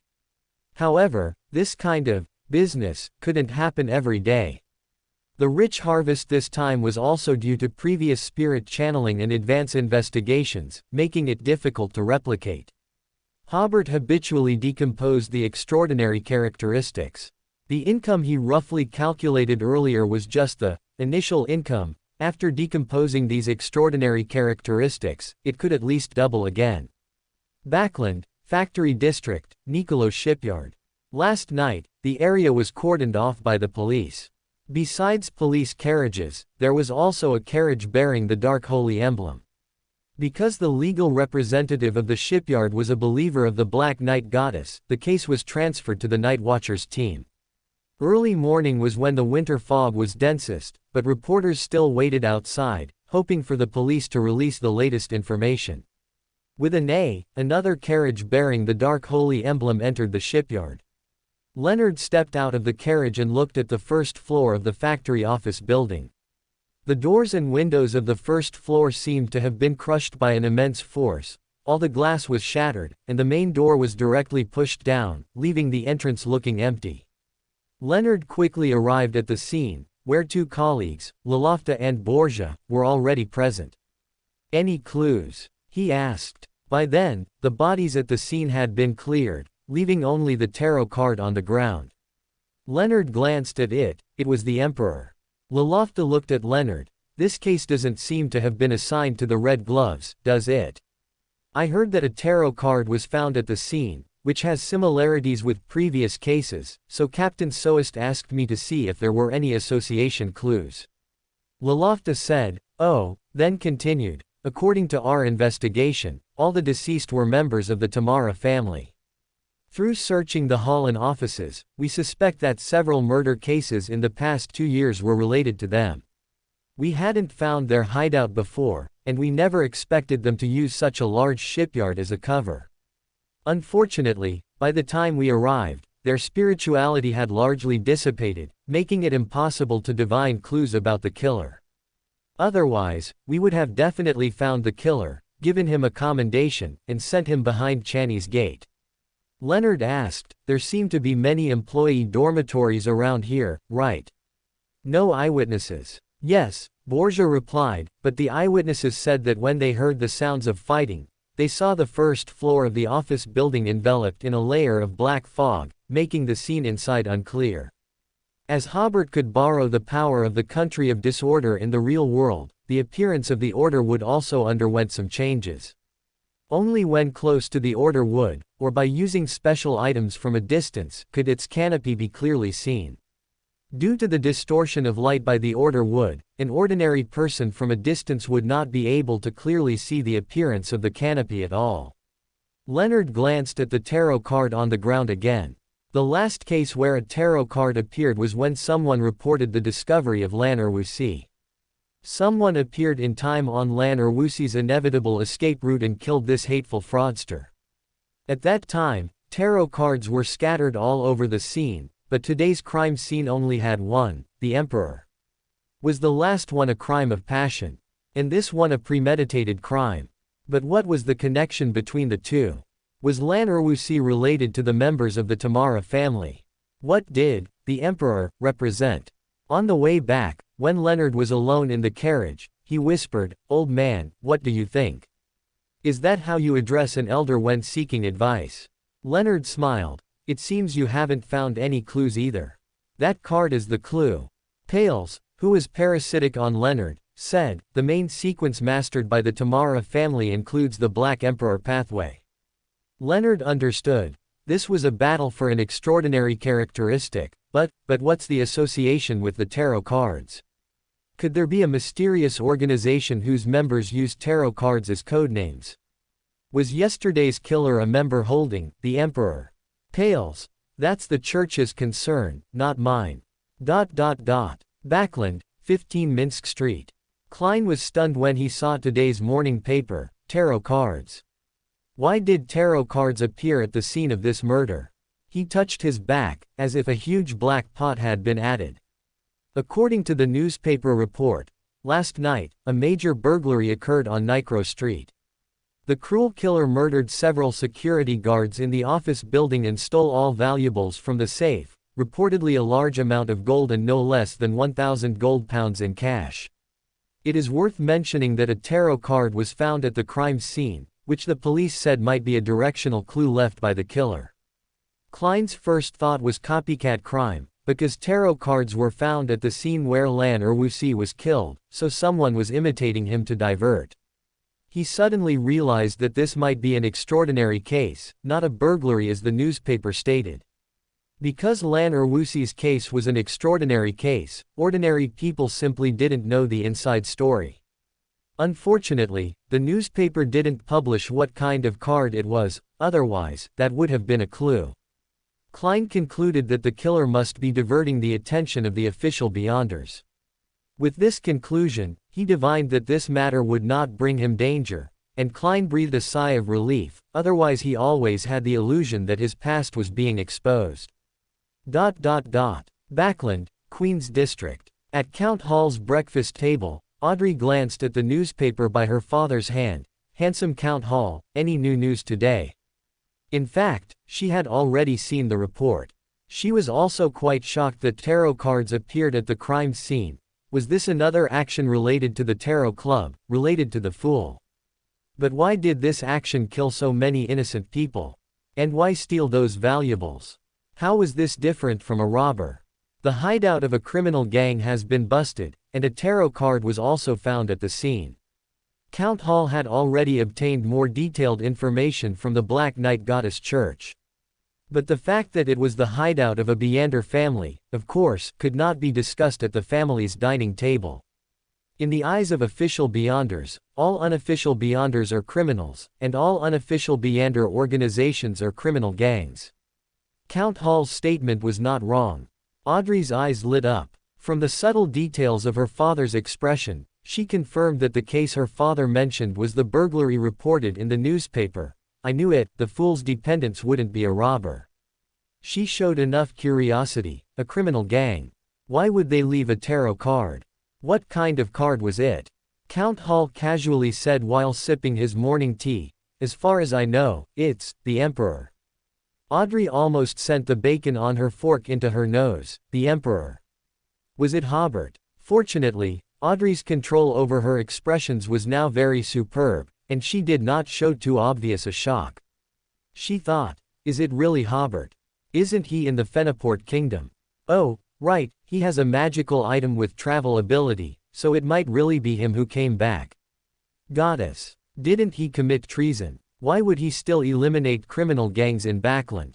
Phew. Just wait a little longer, it's the Tarot Club this afternoon. I must ask him in person.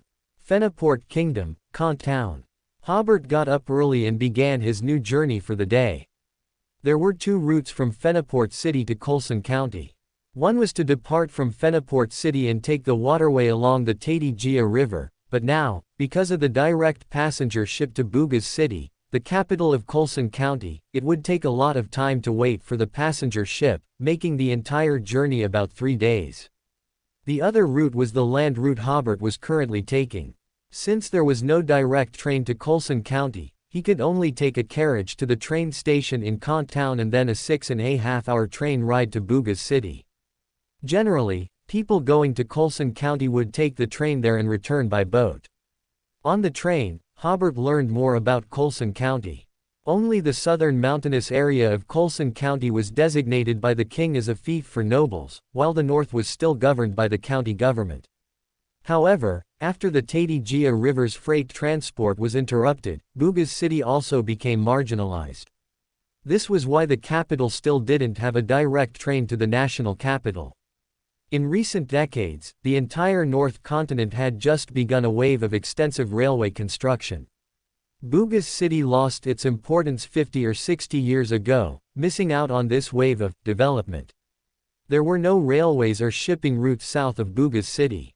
Hobert might have to ride a horse or walk along the Tati-Gia River to reach his fief, and the passengers on the train didn't know how many days it would take. They only heard that there were many mountain bandits along the way, so he needed to be careful.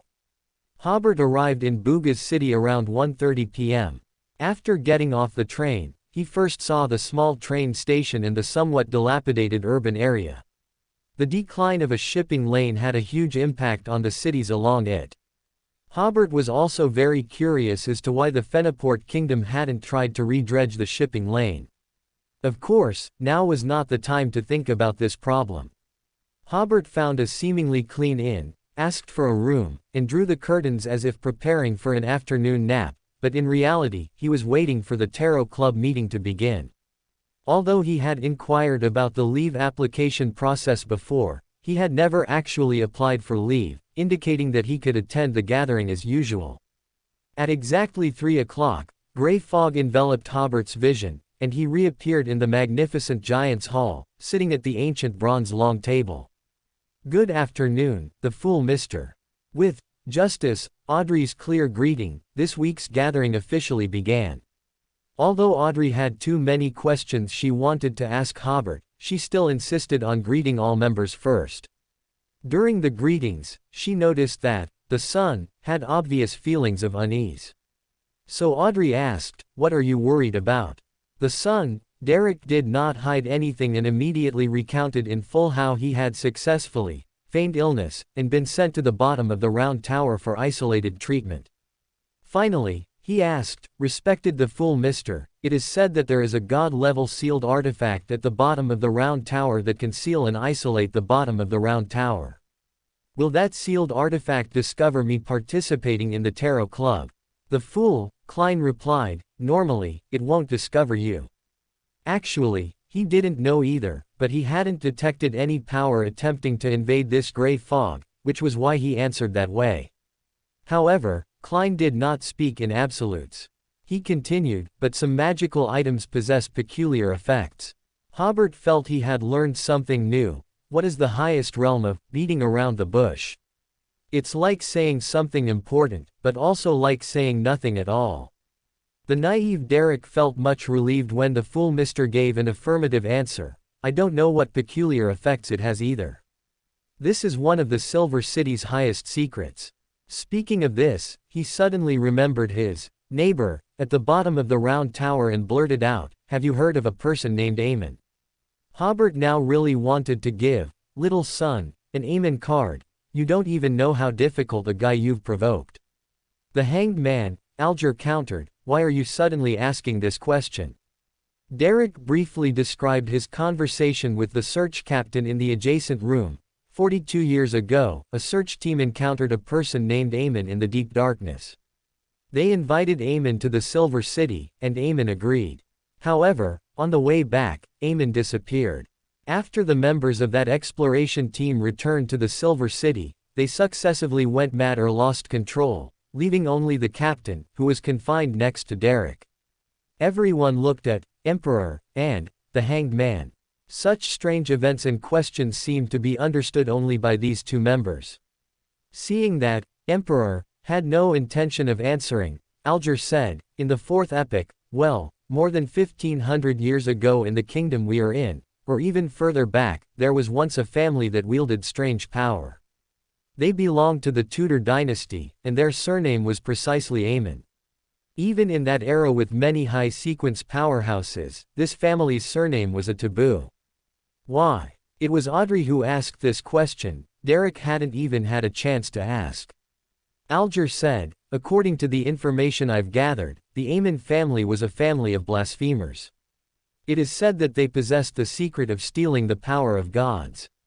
Also, the Aemon family claimed to be descendants of the ancient sun god. Derek was confused. Within his knowledge of mythology, there was no ancient sun god. So he looked at the fool Mister with a questioning gaze. Klein thought to himself, I don't know either. Of course, he couldn't show the fool's ignorance. He could only pretend to be uninterested in the topic. Seeing that the fool Mister was uninterested, Derek looked at Emperor again. Hobert pondered for a moment and said, the answer to this question is also very valuable, but considering that you are facing great danger and will not have the opportunity to pay remuneration recently, I might as well reveal some information to you. Very dangerous. Emperor Mister, do you also think so? Derek asked back with considerable surprise. The elders of the six-man council also think so. Hobert was slightly stunned, not reacting for a moment. Is it because I've read the original novel that I get alarm bells ringing as soon as I hear Aemon? Alger took a breath and said helplessly, if you don't think so, your brain isn't normal. The fact that only he survived the entire exploration team is enough to indicate that he has significant problems. Hobert nodded. He had still underestimated Little Son's simplicity. Derek felt a sudden clarity of thought. I understand. Thank you, the hanged man Mr. Furs, who had been listening with great interest, resisted the urge to cover her face. Such simple teenagers are rare these days. Then everyone looked at Emperor again, waiting for him to reveal more information. Emperor did not disappoint them. Hobert said, the ancient sun god we are talking about is the almighty god you mentioned. Also, there is only one Aemon in this world. The giant hall within the mist immediately fell silent. Klein already had some guesses about the ancient sun god, so he wasn't very surprised to hear the Emperor say this. However, he was surprised by the Emperor's subsequent description. There is only one Aemon in the world. So we should cherish Aemon. This sentence was very strange. Alger, who also possessed rich mystical knowledge, had a similar question. Did the Emperor mean that the Aemon family now only had one member left? And that member was currently in the forsaken land of the gods. Audrey, through observation, noticed that Hobert's expression was very serious when he said the latter sentence, and he seemed to be on the verge of saying more. A huge secret was hidden behind this sentence, but Hobert didn't seem to plan on revealing it to the public right now. Furs, hearing such high-level information from the Beyander world for the first time, seemed to have a new definition for the Tarot Club's sophistication. The Emperor seemed to know a lot of intelligence about gods. This was too blasphemous.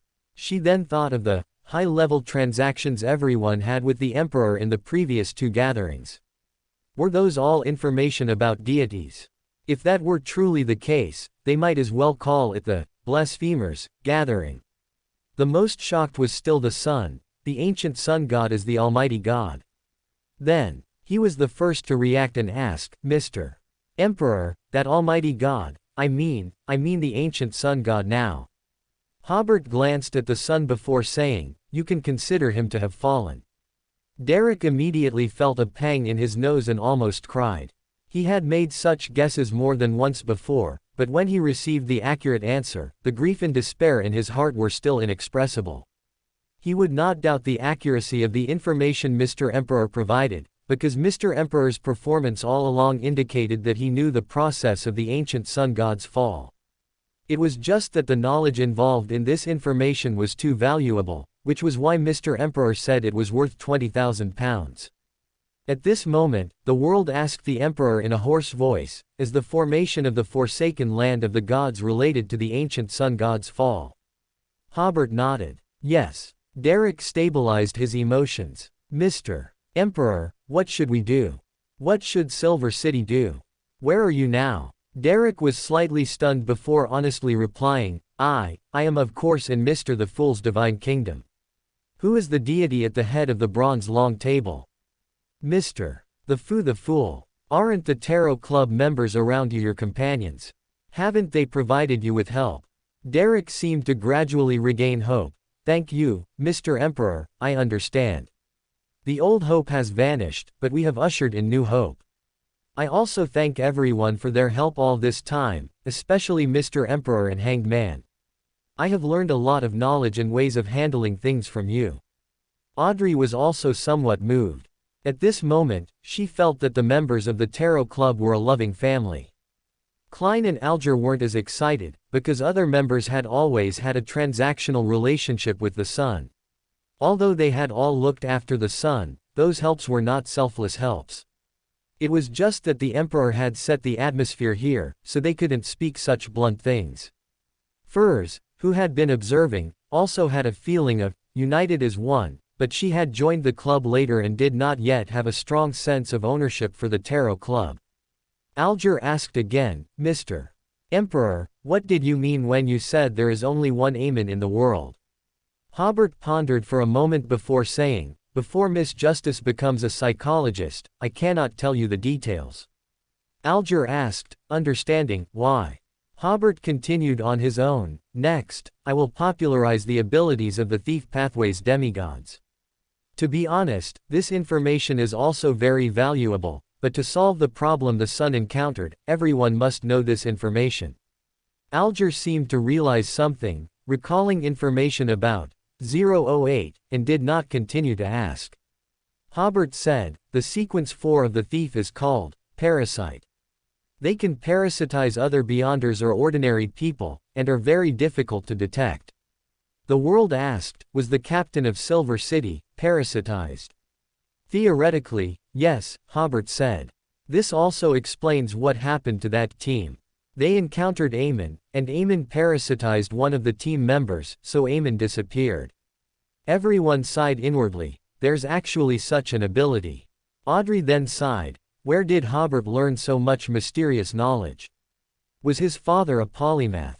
She hadn't heard that Brigadier General Christine was born into a powerful Beander family. Furs also sighed, such a bizarre-sounding event was actually explained clearly by the Emperor. Is this the true face of the extraordinary world? It looks mysterious and strange, but behind it all are hidden some operating principles. Derek asked again, Mr. Emperor, why did the other team members all go mad? Also, is Aemon really a descendant of the Almighty God? Who said the Aemon they encountered must be a demigod? Hobert smiled. Let me talk about some abilities of the high sequence of the Thief Pathway. High sequence Beyonders can steal others' destinies, and by observing others' destinies, they can detect whether the person in front of them is associated with them. Hobert emphasized the word, association. Klein immediately understood. In other words, if I know too much information about Aemon, then Aemon will be able to detect that I know him very well as soon as he sees me. No wonder they had to wait until Miss Justice became a psychologist before more detailed information could be told to everyone.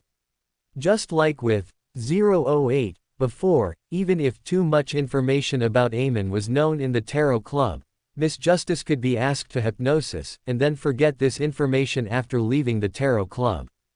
Alger. So that's how it is, this is as bizarre as the high sequence Beyonders of the Spectator Pathway. Derek pondered for a few seconds, gradually understanding why Mr. Emperor hadn't directly answered his question. Then what should I do? Amon's abilities were too bizarre. Derek felt completely unable to solve this problem. Of course, pray to Mr. the Fool. Hobert smiled. Mr. the Fool should be very interested in Aemon. Klein, behind the gray fog, vehemently denied internally, don't talk nonsense, I'm not interested at all. However, he still manipulated the world to ask, why do you say that? Hobert said, as far as I know, thief, apprentice, and diviner are adjacent pathways. Except for Furs and Klein, the other members suddenly realized, Mr. the Fool is a deity of one of these three pathways. For the members of the Tarot Club, the question of which sequence Mr. the Fool belongs to bordered on blasphemy. The education they received since childhood made them not even dare to think about it. But Emperor seemed to already know which sequence Mr. the Fool's deity belonged to. And Klein, sitting at the head, felt an increasingly strong urge to strike Emperor with lightning. But tragically, the Fool did not possess such authority. He could only mobilize the power of Source Castle to exude sufficient pressure, glaring at Emperor. Everyone felt that chilling power and lowered their heads, no longer daring to let their minds wander. Audrey even thought to herself, if Hobert continues like this, he might be punished by Mr. the Fool one day. This was, after all, Klein's territory. The adaptable Hobert quickly said, I apologize, Mr. the Fool, I understood some information when offering sacrifices to you and receiving your bestowals. I have never actively speculated about you. Alger was stunned. What clues could be obtained from the rituals of sacrifice and bestowal? The others had the same question, even Klein. I should not have scared Emperor. Otherwise, I could have manipulated the world to ask him what he saw in the ritual. Now that the atmosphere is so tense, it's not good to ask again. Then Klein said in a deep voice, don't let it happen again. Hobert quickly replied, yes, yes, yes. After a few seconds of oppressive silence in the main hall, Audrey's question finally broke the quiet. Mr. Emperor, what did you mean by the extraordinary ability of stealing fate just now? Hobert replied, it means stealing the target's fate. For example, if a high sequence Beyander of that sequence stole the fate of a certain member of the Tarot Club, then he could replace that member to attend the meeting, and none of us would notice. Everyone felt a chill down their spines. This ability was simply too strange. Then, everyone's gaze turned to Little Sun, wondering if he was the original, the Sun. Hobert then said, I was just giving an example. Mr. the Fool, the master of this gray fog space, can certainly discern such methods. Everyone, including Klein, breathed a sigh of relief. Klein thought, I didn't even know I had such methods. As expected, it is a neighboring sequence to Diviner, also primarily focused on the strange. Furs, however, asked curiously, so if he stole a husband's fate, wouldn't the wife and children at home also treat him as the husband or father? Where did the original husband go? Theoretically, that's how it is, Hobert said. The person whose fate is stolen will become a stranger in the eyes of their former acquaintances and relatives. Because they no longer have a fate, their connection with reality will gradually weaken, eventually disappearing into the void. If, during this process, their fate is returned, they can then exist in this world again. Furs exclaimed, what a terrifying ability. The existence of such a Beyander makes one unable to trust whether the people around them are still the original person.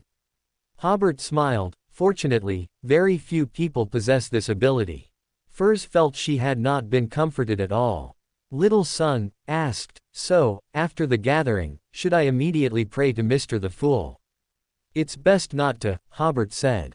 Since he has been sealed at the bottom of the circular tower, it means your higher-ups are also aware of his problem, but what exactly that problem is remains unclear. Hanged Man also followed up, at this time, you should pretend you know nothing. When real danger occurs, do not rush to Mr. the Fool for help. Instead, seek help from the higher-ups of Silver City first. Only if your life is in danger should you consider seeking help from Mr. the Fool. Hobert nodded. As expected of Hanged Man, impeccable in details. Derek nodded earnestly, carefully noting the advice from Mr. Emperor and Mr. Hanged Man. Mr. Emperor, I, of course, know how high-level the information you revealed today is. For this, I am willing to pay you 3 main materials of Sequence 8 level as compensation again after this incident is over. Hobert was slightly stunned, then nodded, thinking to himself, Little Sun is still conscientious. With Derek taking the lead, Audrey also said, I also heard this information and asked questions. I offer a certain amount of help in the future as compensation for this intelligence. Alger also felt it inappropriate not to express himself. I will also provide help within my capabilities in the future as compensation. Although his compensation was similar to justices, adding, within my capabilities, made it different, only indicating that helping out conveniently was fine. Furs also expressed her stance like, hanged man. Although, the world, was somewhat reluctant, he also expressed that if Emperor had something, he would help out conveniently. After this discussion ended, Audrey remembered to sacrifice Rosal's diary to Mr. the Fool. After Mr. the Fool finished reading, Audrey then said, Mr. Emperor, I have a question I'd like to discuss with you privately. Mr. the Fool, I request to communicate with Mr. Emperor privately. Hobert was slightly surprised, then nodded. Klein isolated the others' hearing and sight. Audrey directly asked, you are currently in the Fenaport Kingdom, aren't you? Hobert smiled, you did guess my identity in the real world. Didn't you also guess my identity? Klein, behind the gray fog, was stunned, not expecting that Emperor and Justice actually knew each other. Then Audrey asked, why did you betray your country? Klein's, holy sh*t, almost slipped out. Emperor, is Hobert. Hobert is the bandit, no, Hobert is, Emperor. No wonder when I first met Hobert, I felt his aura was so familiar. Hobert glanced at, the Fool, out of the corner of his eye. Audrey thought that, the Fool, like a deity, must know the identity of every Tarot Club member, but in fact, he didn't. He gave a slight bitter smile and then thought, if he knows, he knows. There isn't much loss in Klein knowing that, Emperor is Hobert. On the contrary, some issues no longer need to be hidden. To be honest, I don't know the specific reason, Hobert replied. Audrey was slightly surprised. She could, of course, observe that Hobert was telling the truth. Could there be some unknown secrets within this? But she wasn't too concerned about what those secrets were, and instead asked, you were implicated by Brigadier General Christine, which is why you had to betray your country, right? Hobert smiled, you can understand it that way. He knew Audrey had an almost GAPI-like sense of justice, so he didn't offer more explanations. Upon hearing this answer, Audrey indeed felt much more comfortable. Did you rob the Nikolos shipyard last night? Klein, I made a bad choice in recruiting. Klein sighed about, pulling in the wrong person, but he held no ill will towards the Emperor or Hobert. On the contrary, he hoped to gain more high-level knowledge from the Emperor. So, even with such a sigh, Klein had no intention of kicking Hobert out of the group chat. Klein then understood the source of the Emperor's knowledge. It might not all come from his family, but also from a secret organization, considering Hobert's backing from the Creator. However, if Hobert was a dependent or a believer of the Creator, why didn't he seek the Creator's help when facing the madness brought by the curse? Klein came up with a few answers in his mind. For example, the Creator might not be good at solving curse problems, which is why Hobert prayed to him. Another possibility is that Hobert also sought help from the Creator at the same time he sought help from Klein, and perhaps that's when Hobert finally gained the Creator's attention. But merely thinking this far, Klein didn't intend to investigate further, because he had indeed received help from the Creator before, and since he showed no signs of losing control, it indicated that the Creator was not an evil god. Through his interactions with Hobert, Klein also perceived him to be a lawyer with a sense of justice and a trustworthy teammate. As for treason, Klein didn't pay much attention to it. Since that was the case, Klein was willing to be a trustworthy teammate for Hobert. Almost in an instant, Klein's mind wandered, and then he continued to listen to Miss Justice and the Emperor's conversation. Hobert answered Audrey's question, what robbery? Yesterday, I planned to kill a Chaos Mentor from a Beander family, but I failed. Audrey was startled. You weren't injured, were you? No, I wasn't. After all, I now have the ability to travel. If I can't win, I can still run. Hobert didn't want to reveal too many details of yesterday's battle. Audrey let out an, oh, the newspaper said you stole all the cash and gold from the safe. Hobert was stunned. How could I forget the safe? This was a mistake the Fool had made before. In the future, when he impersonated the rogue Black Emperor and eliminated the human trafficker Capping, he regretted not searching the safe. Hobert asked, did the newspaper say how much money was in the safe? It said there was a lot of gold and no less than £1,000 in cash. Hobert smiled and shook his head. There was an intense extraordinary battle at the time, and I really didn't have time to bother with it. Audrey covered her mouth and chuckled. It seems the reporters don't know the inside story either. Then she asked again, why did you want to kill that Chaos Mentor? What is the background of the Beander family you're hostile to? Are they all heinous criminals? If I advance further, I will become a Chaos Mentor, Hobert said. The people I killed were all members of the Tamara family. This family, like the Aemon family we just discussed, were nobles of the Tudor Empire. This Beander family controls the extraordinary pathways of lawyer, arbitrator, and apprentice. If you hear any news about them, you can choose to tell me, and I will return to Backland to hunt again. As for their character, they certainly used their stronghold in Backland to do many bad things. Although not as bad as the Aurora Order, they are not good people either. Hobert, of course, knew that Audrey was particularly concerned about moral issues. In her view, one could only kill if the other party's character was confirmed to be evil. Such a view cannot be called naive or simple, it is only because she has experienced too little that she has such persistence. A noble young lady under 20, protected very well by her family since childhood, and still not fully exposed to society, one can only say that she still lives in her own world. At the same time, based on his ad-era life experience, Hobert knew that such ideas could not be changed by persuasion, she would have to experience and reflect on them herself. Hobert remembered that Miss Justice gradually became less naive after working at a charity. At the moment, Hobert also didn't want to create a conflict of ideas with Audrey over such a small matter, which is why he said that the members of the Tamara family were not good people. Audrey smiled. I knew it. You only acted after you knew they weren't good people. She thought to herself, these reporters are really bad, they actually portrayed Hobert as a cruel robber. Hobert cleared his throat. As a friend, there's something I need to remind you of.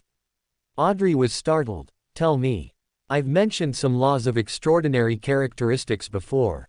You should understand that Beyonders of the same pathway and adjacent pathways, as long as they don't belong to the same organization, are very likely to be enemies. Audrey slowly nodded, as if she understood Hobert's meaning. Hobert continued, as a person with extraordinary abilities, I will not casually harm an ordinary person, but I also don't mind punishing some people or things I don't like. It's like an adult who wouldn't casually hit or scold a child, but if the child is too mischievous, they might need to be disciplined on behalf of their parents. From behind the gray fog, Klein felt that the Emperor's values were very much to his liking. Audrey nodded. I understand, that's a very correct concept. Hobert waved his hand. Continue to listen to me, but it's different when we face Beyonders. Whether he wants to or not, once he becomes a Beander, he must accept the fact that Beyonders of adjacent pathways are enemies, and he must accept the fact that other Beyonders may at any time regard him as an extraordinary characteristic, or rather, a fortune. Do you understand what I mean?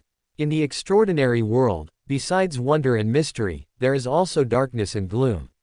Audrey nodded seriously. Emperor, no, Mr. Hobert, I understand what you mean. She said sincerely, thank you very much for your reminder. I will be careful when interacting with every Beander.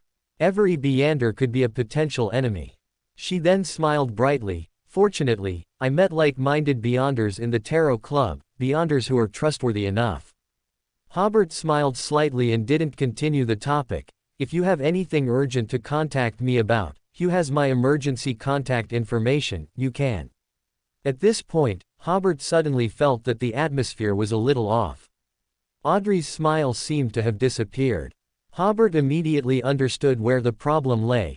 At that time, I was already under royal surveillance. Contacting Hugh wouldn't attract their attention, but contacting you would definitely affect your father's political career. For your sake and your family's sake, of course, I couldn't contact you. Audrey's smile reappeared. I knew it, you always make the most prudent choice. Thank you all for your monthly votes. Yesterday's votes once again reached the standard for an extra chapter, and 3 friends each cast 20 votes for the author. The author expresses his gratitude today. However, the author has an urgent matter to attend to today and really doesn't have time to write the extra chapter, so today's extra chapter will be postponed until tomorrow. Please continue to vote with confidence. The author counts yesterday's votes every day. This is a very happy process and accumulates them as the standard for extra chapters. Although the extra chapter is delayed by 1 day, the accumulation for the extra chapter standard will not be delayed. As long as a new extra chapter standard is reached, the author will add another chapter *degree****. Audrey's smile returned, and Hobert breathed a sigh of relief. Klein, from behind the gray fog, also marveled at Hobert's astonishingly quick reaction. Hobert had already responded before Klein fully understood why Miss Justice was unhappy. Audrey then asked Hobert, "Why did you think to leave an Emperor card at the scene?" Hobert spread his hands. "Because I am the Emperor of the Tarot Club."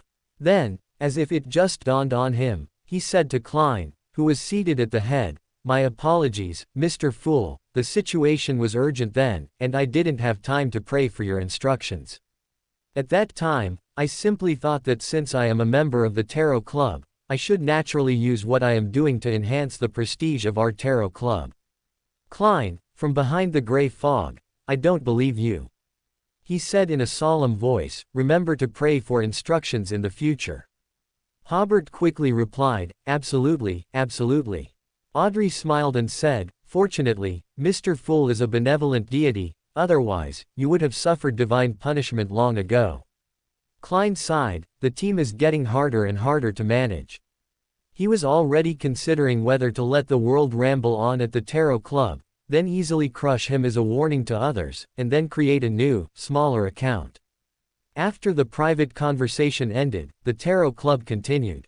This week, besides Hobert and Little Sun, the others didn't have too many eventful experiences. After Alger and Hobert agreed to explore the elf ruins around the weekend, they moved on to the information exchange segment. Furs cleared her throat and said, "Before attending the gathering, I saw a report in the morning paper that a brutal robbery occurred in Backland, and the culprit left a tarot card at the scene." Audrey glanced at Hobert, who pretended not to notice. Alger asked, "Are you sure that was a morning paper's news? If it was morning news, why did she only see it at noon?" Furs, of course, was too embarrassed to admit that she only woke up at noon. She sighed inwardly, "It's not that I'm lazy, but the bed in winter is just too lovely." Hobert openly admitted, "That was my doing. But the report is not true. I was fighting an extraordinary opponent. The people who died were all his subordinates, no ordinary people were involved, nor did I rob their safe." Furs was stunned. She had already suspected a Tarot Club member, but she didn't expect the Emperor to admit it so readily. Then she realized, the Emperor seems quite strong, having killed several Beyonders in Backland without being caught or tracked. Alger, meanwhile, was already wondering if this was an action sanctioned by Mr. Fool. After a few more exchanges, this Tarot Club meeting concluded. In the raging sea, at a small port on Oravi Island, the Blue Avenger, which had recently been undergoing repairs, was docked at this unofficial harbor. At the port, there was a small inn, specifically providing resting places for pirates who found it inconvenient to appear in the island's cities. Alger, with his blue hair, sat up from a bed in one of the rooms, pulling back the curtains, as if he had just finished a nap. He sat by the window, looking out at the azure sea and the occasional seagulls flying by. Alger couldn't help but wonder, which sequence true god is Mr. Fool? He doesn't seem to follow the obvious paths of the orthodox deities like the Storm of Lord or the Black Night Goddess. Fortunately, Mr. Fool has been popularizing information about paths to godhood for us, otherwise, with just the 3 paths listed by the Emperor, he would have died miserably. It seems quite obvious that Mr. Fool is doing this to dismantle the foundation of the true God's faith. So, when the Emperor repeatedly blasphemes the deities, Mr. Fool not only doesn't punish him but even seems to support him, especially since Mr. Fool has also revealed information about the blasphemy slate. Alger sighed inwardly, because of the Emperor's influence, I can now speculate about deities so casually. This might be the result Mr. Fool wants. This way, when I betray the Storm Church in the future, I won't feel too much psychological pressure. Then he returned to the question he initially pondered. First, the thief pathway can be basically ruled out. That seems to be a pathway controlled by the Aemon family. If he were a high-sequence Beyander of the same pathway, Mr. Fool would definitely have a greater interest in Aemon. So, that leaves the diviner and apprentice pathways. Alger did know some abilities of middle-sequence Beyonders from these two pathways, but he found that he knew too little about the abilities of demigods and above to make an effective judgment. Should I consult him when I explore the ruins with the Emperor? Thinking of this, Alger shook his head. My thoughts on this question, and my interest in it, cannot be known by others. In the God-forsaken land, Silver City, at the base of the Round Tower. After the Tarot Club ended, Derek returned to the real world. He cautiously sat there for several seconds, finding no unusual changes, and finally let out a complete sigh of relief. At that moment, an aged voice suddenly came from behind Derek. Where did you go just now? It was the captain of the exploration team who lived next door to him. Derek instantly froze, his muscles tensed, and his hairs stood on end. How is he behind me? How did he appear in my room? What about the sealed artifact? What about the effect of that sealed artifact? Derek didn't turn around. Instead, he immediately raised his hands to his jaw, as if in prayer. The small room instantly brightened, and pure beams of light, wreathed in flames, descended from the ceiling, striking the place where the voice had come from. Derek, turning to observe the effect of his abilities strike, saw the sacred beam he had prayed for suddenly grow thicker and brighter, so brilliant that he could barely open his eyes. A light person separated from the light pillar and pounced on the corner where the exploration team captain was. The exploration team captain quickly disintegrated and melted away in the burning and shining of the light person. Just as he was about to completely disappear, a phantom figure suddenly and eerily appeared behind him. The phantom wore a black classical robe, a pointed soft hat, had a broad forehead, a thin face, and wore a crystal monocular. When Derek's vision recovered, he found that the chief, Colin Iliad, with his gray hair and deep nasolabial folds, had appeared beside him at some unknown point. Derek was startled at first, then spoke with some surprise. Chief. Colin nodded slightly. We always knew he had a problem, but in order to find out what that person named Amon's purpose was, we deliberately didn't eliminate him directly. The regrettable thing is that until today, he was very normal, but too normal. Why do you think he suddenly mutated, suddenly tried to penetrate the sealed artifact? What do you think is different about you and the others? If it were seasoned individuals like Alger, Hobert, or Klein, upon hearing the chief's words and his question, they would immediately realize that, for someone with secrets, this was an absolute death trap. But Derek, after all, was still naive and actually started to consider it seriously, perhaps because of my extraordinary pathway. He had only just received information from the Hanged Man today. Aemon claimed to be a descendant of the ancient sun god, which was why he had mutated. Colin listened expressionlessly, then sized Derek up for a few seconds. What were you doing in your room just now? Derek was still thinking about the relationship between the sun pathway and the ancient sun god's descendant, and for a moment, he didn't react to what the chief was asking. Only after he understood did he remember that he had just attended the Tarot Club. Could that be the reason? He recalled Mr. Emperor's words. Mr. The Fool should be very interested in Aemon. As far as I know, thief, apprentice, and diviner are adjacent pathways. Similarly, Aemon should also be very interested in Mr. the Fool. But of course, these thoughts couldn't be told to the chief, so Derek replied, I was just trying to practice some extraordinary abilities. Derek almost directly said, Your Excellency, the chief, please keep thinking about my pathway. If you think carefully, seriously, you won't care what I was doing just now.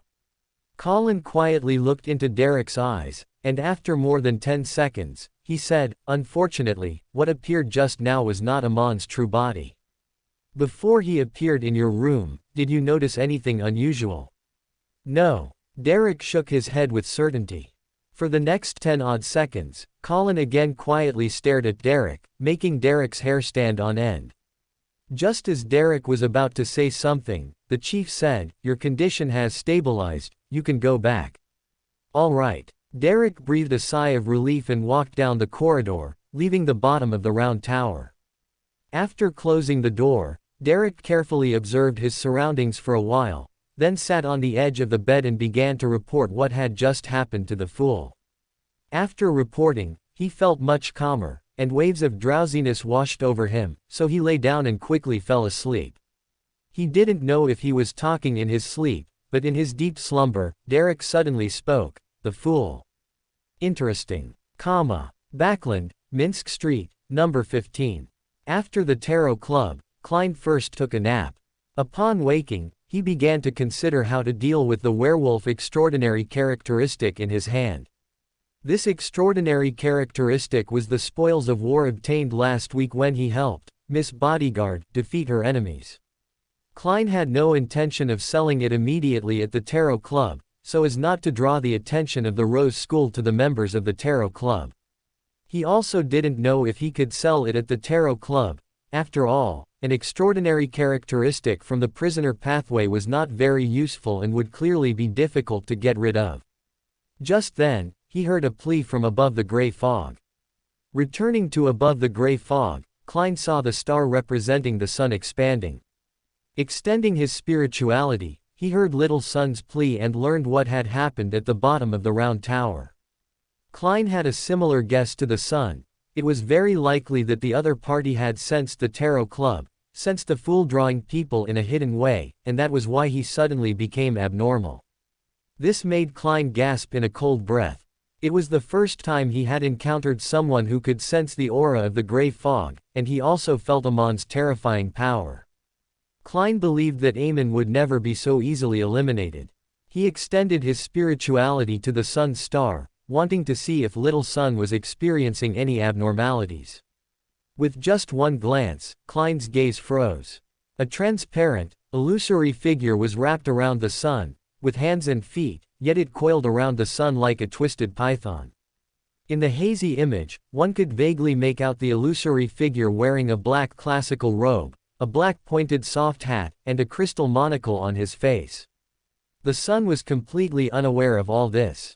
Even Klein, who had seen many strange incidents, was startled by the opponent's bizarre methods and vaguely understood the opponent's goal: to parasitize within the sun's spiritual body, waiting for the next Tarot Club to secretly infiltrate above the gray fog without anyone knowing.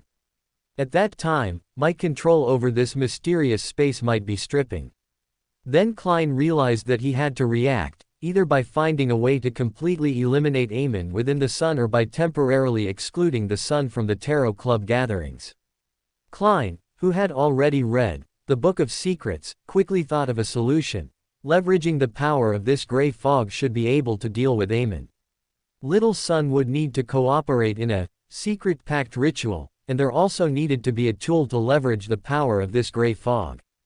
Klein's gaze fell on the blasphemy card Hobert had bribed him with. According to his previous research, although the blasphemy card had no extraordinary effects, its status was quite high, and it could perfectly serve as a tool to leverage the gray fog. He mentally rehearsed it a few times, and after confirming it was correct, he responded to Little Sun, "I understand. I have something for you to do, to test if this ritual is effective." Klein simply waited above the gray fog. Soon, Little Sun's ritual began, and Klein immediately felt that this gray fog had established a closer connection with Little Sun. Immediately afterward, the entire mysterious space trembled slightly, the static, grayish-white mist showed obvious flow, and the deep red star corresponding to the sun shone brightly. Without extending his spirituality, Klein could see the sun, who was closing his eyes and bowing his head in prayer. The transparent figure on the sun's body tilted his head back, looking upwards, his crystal monocle flashing with a faint light. He stretched out a hand, slowly reaching towards the edge of the red star. Even as his hand rapidly shriveled, it did not affect his determination to grasp the star's edge. Klein's eyes narrowed. To him, it was like a Sadako trying to climb from a blood-red welter above the gray fog. He quickly proceeded with the next step of his plan, taking the death card to suppress the power being leveraged in this mysterious space. At that instant, he felt the surging power above the gray fog begin to submit to his own spirituality. But there was still a need for a guide. After a brief thought, Klein immediately had an idea. He conjured a paper figure and used the death card to surround the surging power around the paper figure. Suddenly, a tall figure with a pale white glow appeared before Klein. From the figure's back grew pair after pair of wings, a full 12 pairs. The tall figure became sacred and full of the aura of death. The figure moved forward, overlapping with the sun's red star. Suddenly, the illusory figure on the sun's body rapidly lost vitality. His skin became pale, and his muscles began to rot, quickly leaving only a skeleton of white bones. But he still showed no sign of submission, still gazing upwards with his protruding eyeballs. Until the skeleton's bones broke one by one, dissipating in the illusion, until the monocle shattered and vanished into the void. Derek seemed to see a tall figure, full of the aura of death, and flickering with a pale white light that seemed capable of turning everything in the world to ash, appearing beside the fool. Behind him were 12 pairs of huge wings. It was an archangel. Derek recalled relevant lessons. The colors flickering on this archangel were very much like the terrifying, joy-draining radiance only powerful undead creatures possessed. Could this be an archangel of the death pathway? Indeed, beside the fool, there were angels serving him. The tall angelic figure took a step forward, seemingly vanishing into the void. Derek immediately realized he possessed many weaknesses of undead creatures, as well as knowledge of undead magic. There was also some knowledge he couldn't comprehend, such as towering, hidden pyramid-shaped tombs. Just as he was savoring this knowledge, a scene appeared in his mind. Although the scene was a bit blurry, Derek could still tell that the person in the picture was himself. His gaze sharpened. What was that blurry figure wrapped around me? Why didn't I notice it? A black classical robe and pointed hat, and a crystal monocle. It's Amon, or more precisely, an Amon's avatar. Immediately after, a tall angelic figure radiating the aura of death in the scene lunged at Amon's phantom, and Amon's illusory figure rapidly lost vitality, its flesh began to rot, and finally even its bones seemed to crumble fragilely, leaving nothing behind. That Amon isn't dead. He evaded the sealed artifact at the bottom of the round tower and the attention of Chief, and parasitized my spiritual body.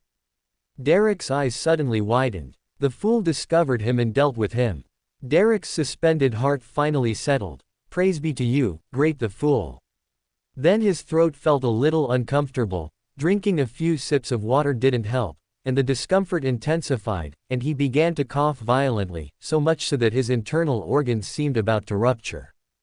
Derek coughed so hard he couldn't stand, bending over until his throat tickled, and he coughed out a translucent little worm.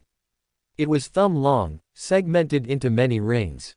Derek stared blankly at the small worm in his hand for a while. After checking that there was nothing unusual around, he hid the worm, planning to ask other members what this worm was at the next Tarot Club meeting. K, above the gray fog above, only returned to the real world with relief after seeing that little son was fine. K first recalled the mystic ceremony just now, then thought that just one of Amon's avatars had caused such a commotion in Silver City and the Tarot Club. If it were his main body, how powerful would he be? Lost in thought, he began to consider the magician's acting principles, spending a fulfilling afternoon in continuous thought and deduction. Fenaport Kingdom, Booga's City. While Kay was saving little son, Hobert got scissors and paper from the front desk, preparing to cut a few more paper figures. In yesterday's battle, he used the paper figurine substitute for the first time. To be honest, he was a little envious of Kay. This ability was really useful.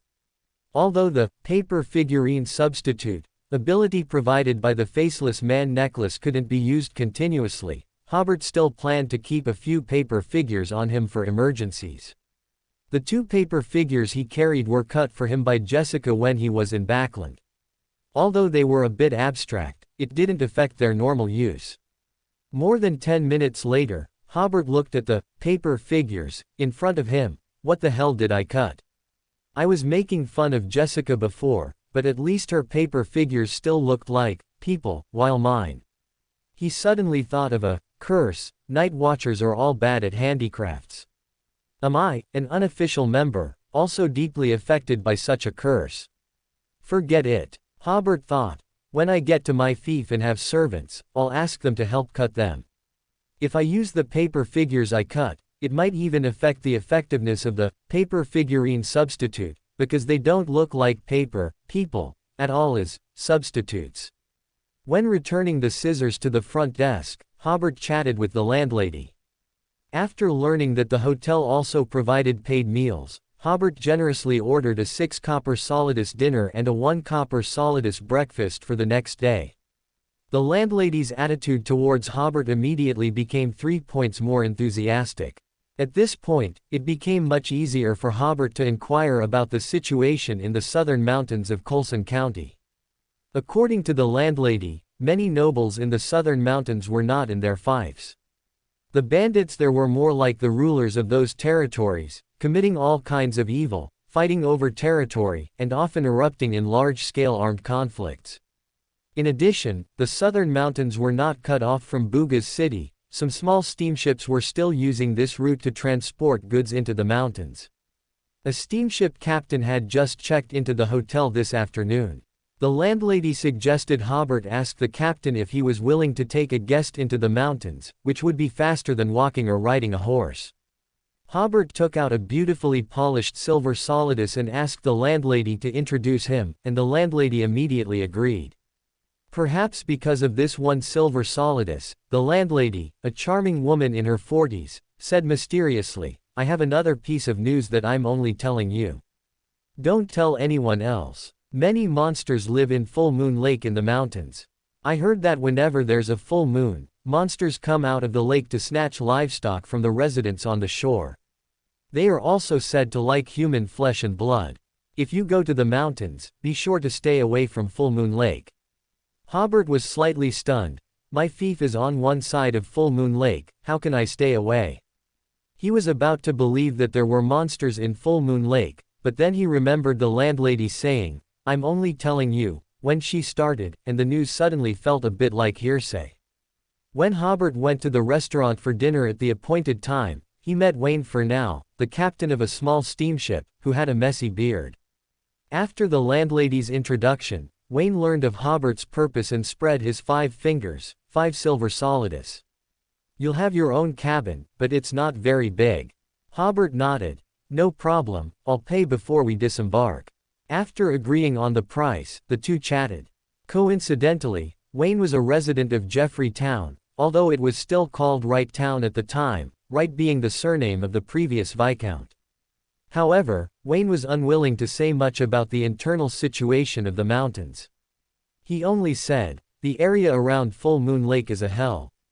A city person like you probably couldn't last a minute there." This made Hobert even more curious about what kind of place his territory actually was. The next morning, after Hobert had dinner, he followed Wayne to the port and saw the small steamship, Hippo. The ship was only about the size of 2 locomotives. For a steamship, this size was indeed not large. For everyone's monthly votes, an extra chapter. Wayne led Hobert along a narrow corridor to the door of a cabin. Hobert heard the sounds of a man and woman making love inside, and Wayne roughly pounded on the door with his fist. "How many times have I told you not to bring women into the guest rooms?" "I'm sorry, uncle, I'll be done in a minute." The young man inside was true to his word and finished very quickly. The cabin door opened, and a charming woman, dressed gaudily and with light makeup, walked out, adjusting her skirt. Far from being shy about the 2 men standing at the door, she even solicited business, especially from Hobert, who looked fair-skinned, tender, and handsome, offering him a discount. She only left when Wayne impatiently waved his hand. Afterward, a young man came out from inside, fastening his belt and smiling ingratiatingly.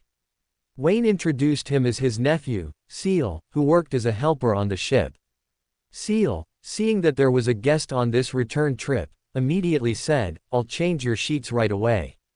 Hobert had initially planned to go back to the deck to avoid the scene, but then he thought that this was simply the life of people at the bottom of society in this era, and there was nothing to avoid.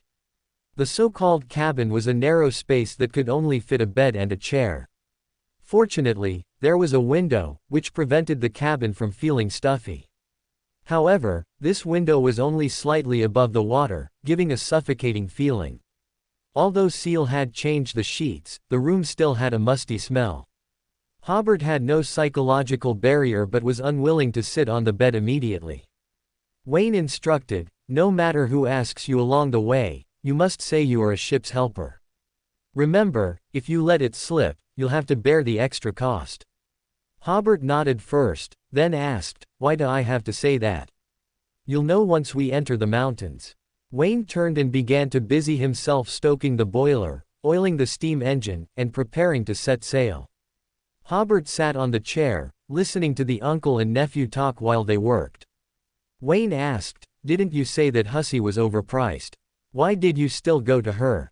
But she's beautiful, and that sound, Earth Mother above, I feel my legs are still trembling. Spineless. Next time I take you to the city, we'll go to the pleasure house in the city, and I'll show you what a real woman is." Hobert thought to himself, "As an uncle, shouldn't you stop your nephew from doing such things? Why are you even taking him?" Then he realized that he had been in this world for so long, but his values were still somewhat out of sync with the people here.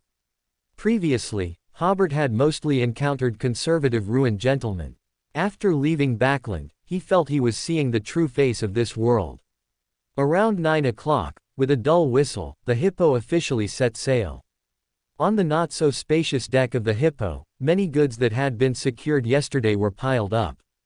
Behind the ship, a raft-like structure was linked by an iron chain, and it was also neatly filled with goods. Additionally, a live goat was tied to the raft, bleeding. Hobert didn't know if it was food or some local custom for boatmen.